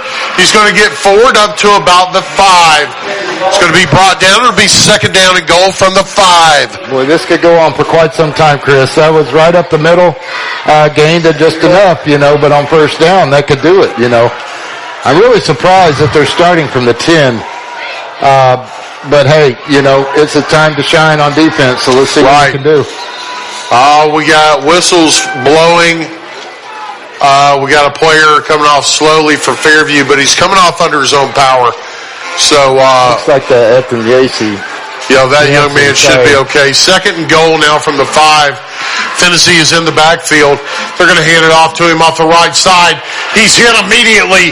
Bulls his way forward, picks up a yard, but that's all he gets. It's going to be third and goal from the 4. Big time stop there by the Aggie defense. Well, I tell you, I'm almost too nervous to talk here. It's a nail-biter. They're down there close. We've got third down. And looks to be, what, about 2? No, from the 4. From the 4. Third and goal from the 4. Finney in the backfield beside Goodwin. He's the one you need to watch. Everybody knows he's getting it. They send a man in motion. And the quarterback's going to run it to his right. Pitches it to Finney. And he is brought down short. He's brought down at the 1. Reaching for the goal line, and he couldn't make it. It's going to be 4th and goal now from the 1. Well, they faked with the Finney running out to the motion to the left. Handed it out to the right there. Almost enough for them to score. So we've got 4th and 1. Watch for the quarterback sneak. They did that last time, and it got stopped. 4th and goal from the 1. Quarterback Goodwin in the shotgun. He's got Finney beside him. There's the snap, handed off. Quarterback runs to his right. He's hit. He's hit. Did they stop him? They stopped him. They stopped him. Good defense by the Aggies. The Aggies hold them. The Aggies hold them out. Excellent play right there by the Aggies. That was enough. On the 1-yard line, the Fairview Aggies hold firm. Russellville cannot believe it. That was 4th down. Now we've got to protect the football, Chris. We've got it 1st and 10 from the first. Protect the football, nothing. Kick it through the uprights and let's go home. I tell you what. You know what about that? I'll get it any way I can take it. But I'm running the ball first play. I'm sorry. 1st and goal from the 10. Fairview in the huddle. The defense is out there for the Russellville Golden Tigers. Colt Redding leads his team out on the field. He was the player of the week 2 weeks ago for the Aggies. He's in the shotgun. He takes it. He's going to hand it off to Harper. He goes off the left side, tries to get the edge, makes 2 yards, maybe 2 yards, and gets brought down. It's going to be down at the 8. It's going to be hard to beat that edge. And so close. We've got somebody down on the sideline. I can't tell. I think it's a Fairview Aggie. And I hope it's not Harper. It might be Jake Harper. Let's see. All right, I see him working on a leg. They were stretching him out at the end of regulation. I believe he was having some cramping issues, and they've got him on his feet now. He's walking. I'm no doctor, Eric, but I've been around the game long enough to know that that's cramps. And this young man has given everything he's got to give tonight. Like I said. Along with the rest of the Aggies. We're in the 10th, the 12th, the 15th round here. Aggies with the ball. It's going to be 2nd and goal from about the 8. Fairview lines up in the shotgun. Jones is beside Redding. Colt Redding sends a man in motion. He hands it off to Jay Stevens on the jet sweep. He's going to get up to about the 6, and then he's going to be brought down. It's going to be 3rd and goal from the 6. All right. Now, here is my prognostication, okay? If I'm calling the plays, I make sure it's centered up. I make sure it's centered up, and I make sure that I fall on the ball. And then you kick a field goal. Look, it's 100% protect this football. Put it on where the kicker wants it, and let's get this win and go to the house with what would be a huge win. Oh, man, this would be massive for the Aggies. Colt Redding in the shotgun. He's going to run it to the right himself. He's going to do exactly what I said, gets back to the 5 in the middle of the field, and he goes down. Right where you want the ball, Chris. They set this up perfectly. Well, here's my question to the Aggie Nation. Do you believe in miracles? Because we may be about to see one. The kicking unit is on the field now for the Fairview Aggies. We're in second overtime. The score 42-42. The holder, number 5, Connor Scott. Number 15, Colt Redding to maybe, if he can hit this field goal to win the game. And no surprise, there's the whistle. We've got a timeout. They're going to ice the kicker. And we are going nowhere. All right. Hey, look, I think these guys are too tired to be iced out, to be honest with you. They still clearly got it, but they don't look shook at all. They don't look nervous. They look ready to go and take this victory home back to Fairview. Long road trip here tonight. You know, a lot of fans that can make it out. They're much appreciated, all the support that they can give these kids, and I can tell you it's showing on the field right now, and we're about 30 seconds here from the kick, and we're going to find out. Best opportunity Fairview has had all night to go ahead and take this game. Best opportunity Fairview's had in 4 years. Well, that's even 4 years. Yeah. They've tried to win their region and have been unable to get by the Russellville Golden Tigers. Oh, this is and all that stops them, right now is a field goal. The ball's on the 5. It will be a 22-yard field goal. Easily in Colt Redding's range. Number 5, Connor Scott. Down is going to be the holder. There's a snap. Wow. And it is blocked. Wow. And wait, people. A flag come in. At the end. It looked like the Russellville Golden Tigers were offsides and hit the kicker. So we're waiting to see what the play call is. So we have a block kick of Fairview, but there is a flag on the play. I am almost positive the man on the far side on the end of the defensive front was offsides, Eric. Agree. He got one heck of a jump. He did. I believe that's what the call's going to be. They're talking about it right now. Let's see what the call is. Well, you'll be able to tell by the crowd noise, I promise. Oh, wow. Wait a second. No. They picked up the flag. No. Unbelievable. Well, listen. We're still waiting to see if they wave it off. And they just did. No flag. Oh, my. Highly unfortunate. Let me tell you, this is some of the risk you take playing away. Not that I'm blaming the refs in any way, shape, or form, but that could have easily been an enforceable flag. I thought he was offsides, Chris. Well, it's going to be overtime number 3. They're going to take a break. We're going to take one, too. Don't you dare go anywhere. We'll be right back after these messages on Friday Night Live. We're in overtime number 2. The score is 42-42.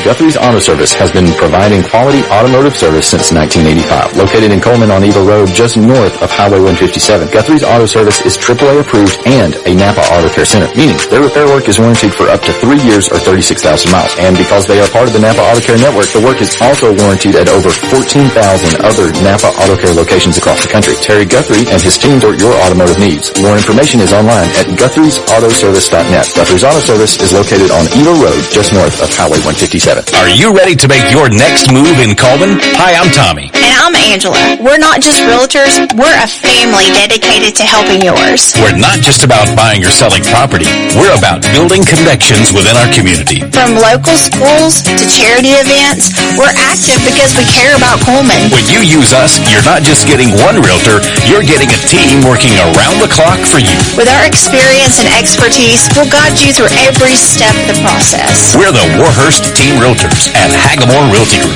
We make it happen, you make it home.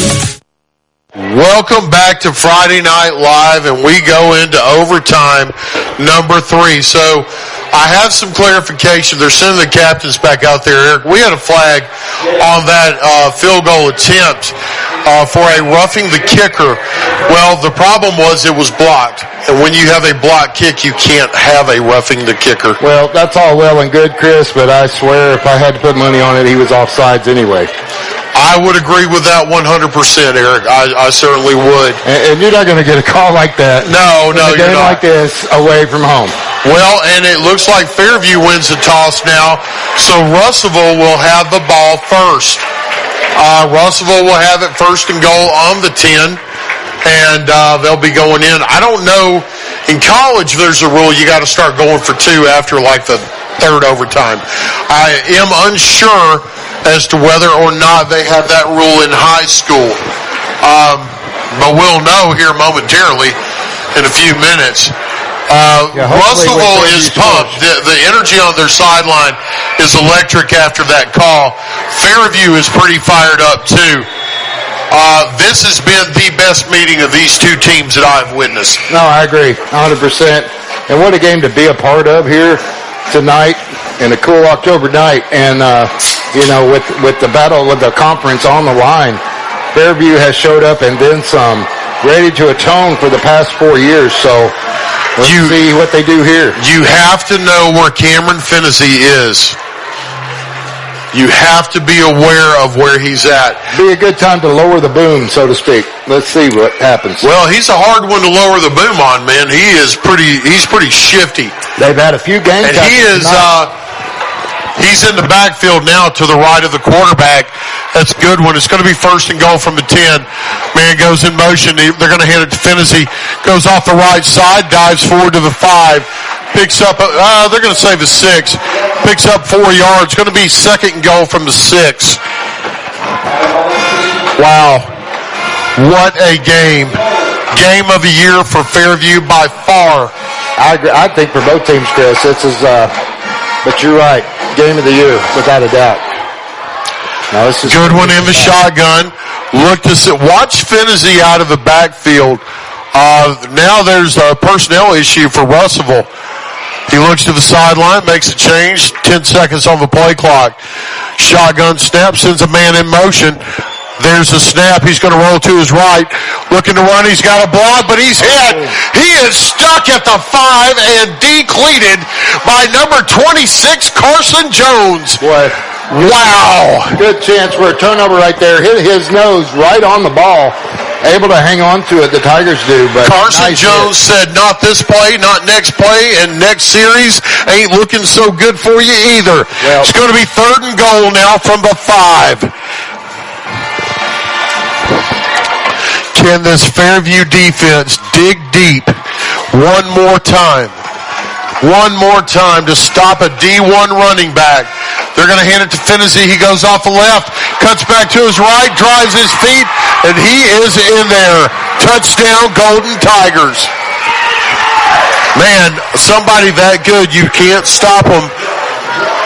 You can't stop them forever. Sooner or later, they're going to get in. Well, they were consistently getting 5-10 yards on the carry on him anyway. When you get that close here, I mean, it's going to be awfully tough to stop him. They were able to turn him away on 4 downs the previous possession, but not able to do it there, unfortunately. Looks like the kicking unit coming on the field now for Russellville. And attempting to go ahead by 7. So it looks like, Chris, third overtime, they are going for 1 point extra kick here. They are. And waiting on it. There's the snap. Kick is up. And the kick is good. That extra point provides an extra degree of protection for the Russellville lead. If you're looking for the extra degree of service for all your insurance needs, give Kalia at 212 Insurance Group a call. 212 Insurance has over 10 years experience and is the official insurance of the Fairview Aggies.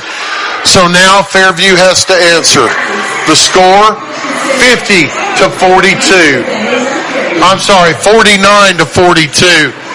And what a ball game for the Aggies. Well, I do believe it's going to come down to a 2-point conversion, Chris. I think you might be right. I think if I'm the Aggies right now, I put this ball in the end zone and then immediately go for 2. I think it's going to be awfully hard to stop Fennessy on the other side there. You go for 2 and take your chances.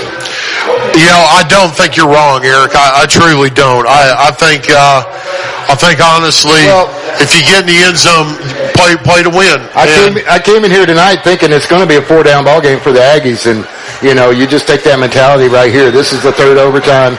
Colt Redding, the player of the week 2 weeks ago for the Aggies, leads his team onto the football field. Fairview gets in the huddle. Jake Harper, number 14, beside him in the backfield. First and goal from the 10. They take the snap. Harper gets it. He's going to bounce it outside. Tries to stick it to the edge. He can't make it. Gets to the 9. Picks up 1. Good defense on the edge by the Golden Tigers. Trying to stretch the edge to the right that time. Comes limping back to the huddle. That's not a good sign right there. Harper's limping his way off the field. Jones coming onto the field. They're trying to get him off before having to call a timeout, and he'll make it to the sidelines. Looks like it's could be cramps. It could be an ankle. He was able to run on his own, but they're stretching him out now. So I'm thinking that's cramps again, Eric. Well, 2nd down and 9. And in case you wonder, yellow mustard works wonders. Colt Redding has Jones in the backfield. And there's a snap and flags come in. Not what we needed. It's going to be movement on Fairview.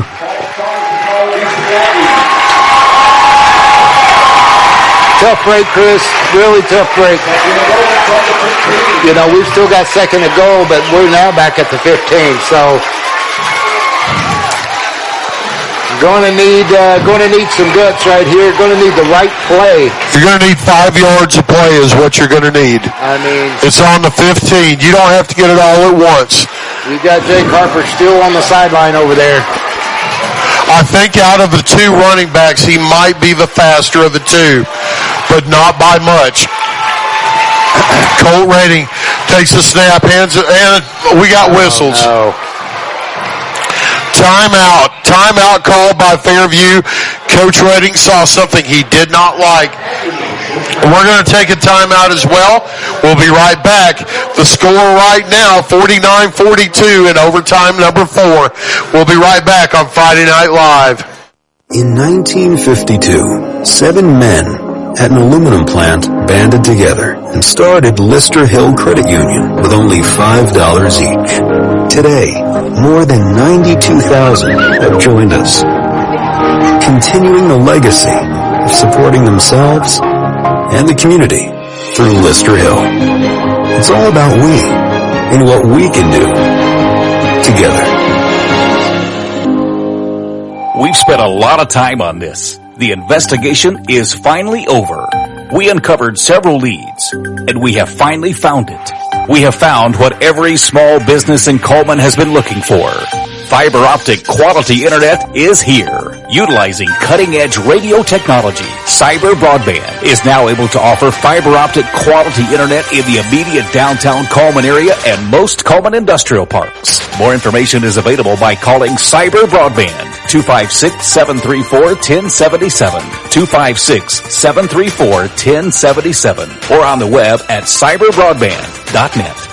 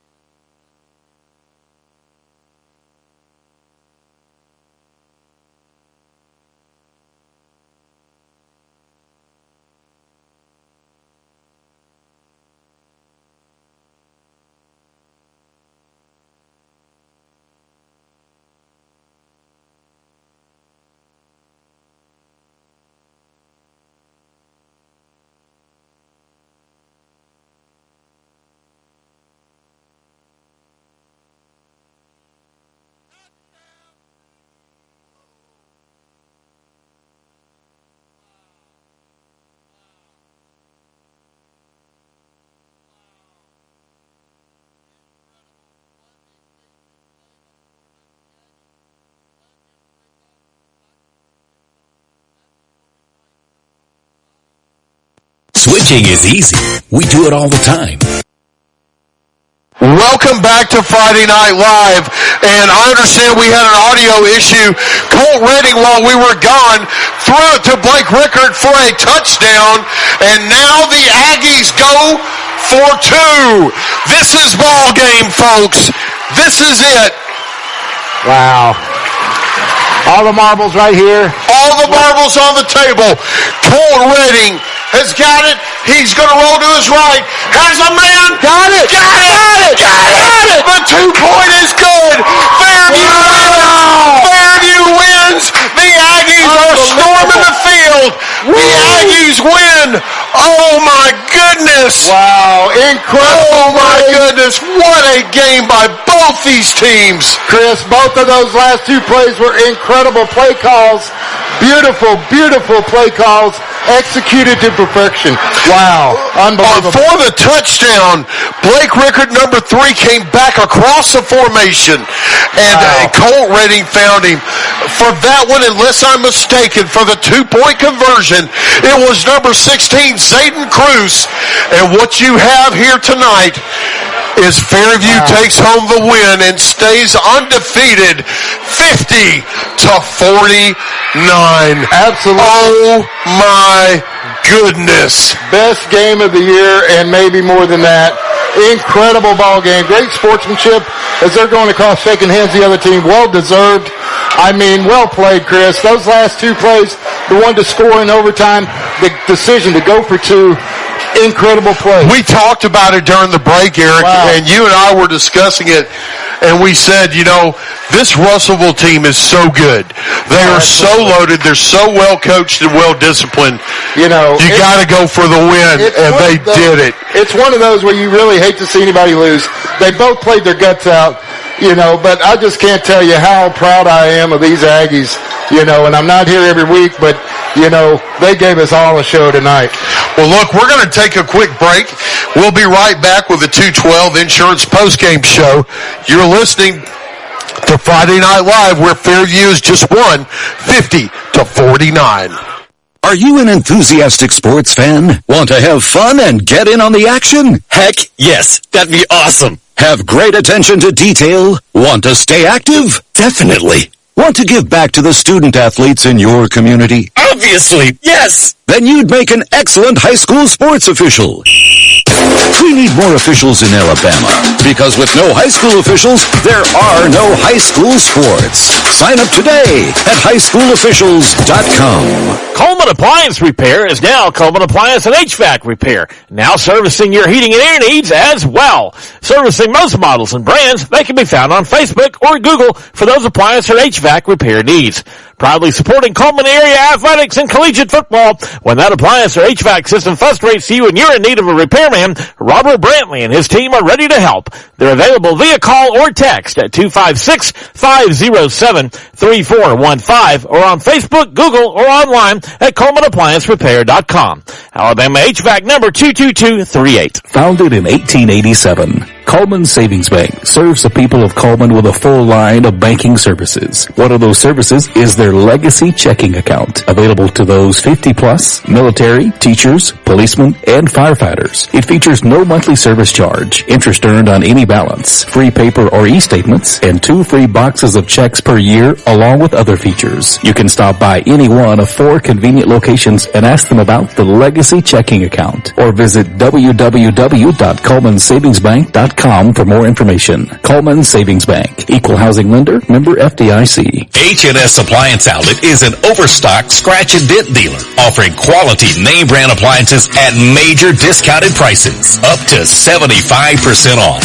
H&S Appliance Outlet also offers factory authorized repair services as well as financing options. To better serve the needs of North Alabama, H&S Appliance Outlets are conveniently located in Coleman, Hartselle, and Arab. A proud veteran and family-owned business who's happy to be of service and can be reached on Facebook at H&S Appliance Repair or by phone 256-735-4184. 256-735-4184. H&S Appliance Outlet, a proud supporter of Coleman Community Radio. Welcome back to Friday Night Live. And we're going to be quiet respectfully as Russellville's band plays the alma mater. If you are a Russellville Golden Tiger fan tonight, you cannot be upset with the performance your team put on the field. Hats off to them. Honestly, they played an amazing football game. That young man they have at running back will be playing on Saturdays somewhere, and possibly somewhere in the SEC from the way he looks. He has another year, Eric. We have to come back next year and play him again. Let me tell you, Chris, I was here for last year's game. I saw the mountains that these kids have climbed for Fairview. Very well fought game tonight. It wasn't perfect, but it's exactly what they needed. I think, calling that 2-shot conversion was right on time. Yeah, it was. They could have kept hanging, the further they went in the overtimes here. Yeah, there's something to be said for playing to win versus playing not to lose. And that was playing to win. Listen, folks, I really want to stress, if you see the highlights on the Fairview Aggies website, please watch the highlights for this game. Absolutely stellar plays. Those last 2 play calls impressed me the most, and it was almost like mirror plays. The touchdown pass was faded to the back left of the end zone. It was almost the 2-point conversion. It was flipped. Yeah, it was faded to the right. Yeah. And just executed great, and I was really proud of their execution on that. For sure. Great play by Colt Redding when they needed it most. Now, let's me and you talk, because we have to talk to Kalia about this as well, but when you're talking about the player of the game, I mean, in my mind, there's so many people it could be. It could be Jake Harper. It could be Jay Stevens, but I mean, I'd have a hard time not giving it to Colt Redding. Yeah, I agree. Colt made the right decisions. He had several quarterback runs. He made the right decision, had some expert throws. And if I'm mistaken, he didn't have an interception tonight, but just massive. I'd like to see the totals on his yards in the air and on the ground tonight. But you can hear the Fairview crowd, the ones that made this journey here tonight, cheering for their players, and they are definitely excited over there, undefeated in Region 7 of 5A here in the state of Alabama. Well, and not only that, but right now they're in the driver's seat. They're in the driver's seat to win their region. And again, you're going to see this Russellville team in the playoffs. It's coming. Then they'll probably host the first round of the playoffs, would be my guess. Well, this is a team I don't want to play again, but you're right. I'm not going to lie to you, Eric. I don't want to play them again either. But, if you look at the standings, they're 1 and 2. Now it's split. Russellville did have the first place. Now it's going to be the Fairview Aggies. Russellville does have a loss out of conference. So within the conference, though, they suffer their first loss. Fairview stays undefeated. And with a really big push, the next closest team right now, barring tonight's results, would be Priceville. And so I'm not sure how they did tonight, but Fairview comes out looking really well. Well, Priceville, unless I'm mistaken, Priceville was going to be, they were going to be playing, it seems like West Point. Yeah, West Point was playing Priceville, so I don't know what the score was. I'll be honest, this game was so intense, it was super hard to keep up with other games going on tonight. I did report that Hartselle defeated Coleman. That's about the only one we've been able to do, because this has been a barn burner here. Well, next week the Fairview Aggies will be hosting Priceville. That will be another Class 5A Region 7 game, and we will certainly be there for that. Man, it's going to be a long time before I have a game as exciting as this one. I can promise you that, folks. Hey, I am never thought I'd see myself as a Fairview Aggie fan, but I sure am after tonight, if I wasn't already. Well, the final score here in Russellville, Fairview 50 after they go for 2 in the 4th overtime to 49 for Russellville. Both teams played their hearts out. Both teams have nothing to hang their heads over. Both teams played a great game, but only one gets to leave undefeated, and that's the Fairview Aggies. You've been listening to Friday Night Live for Christopher Greer and Eric Brenneman, saying also for my dad, Joseph Greer, good night. Thank you for tuning in, and God bless you. We'll be back next Friday on Friday Night Live. Amen.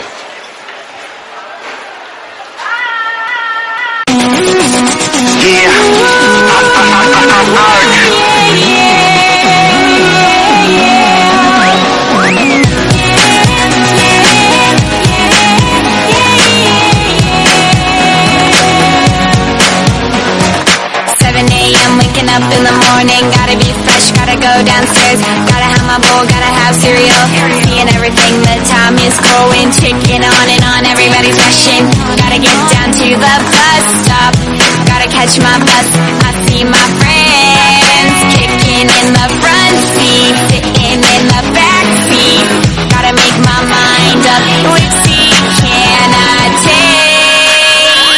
It's Friday, gotta get down on Friday. Everybody's looking forward to the weekend. Friday, getting down on Friday. Everybody's looking forward to the weekend. Party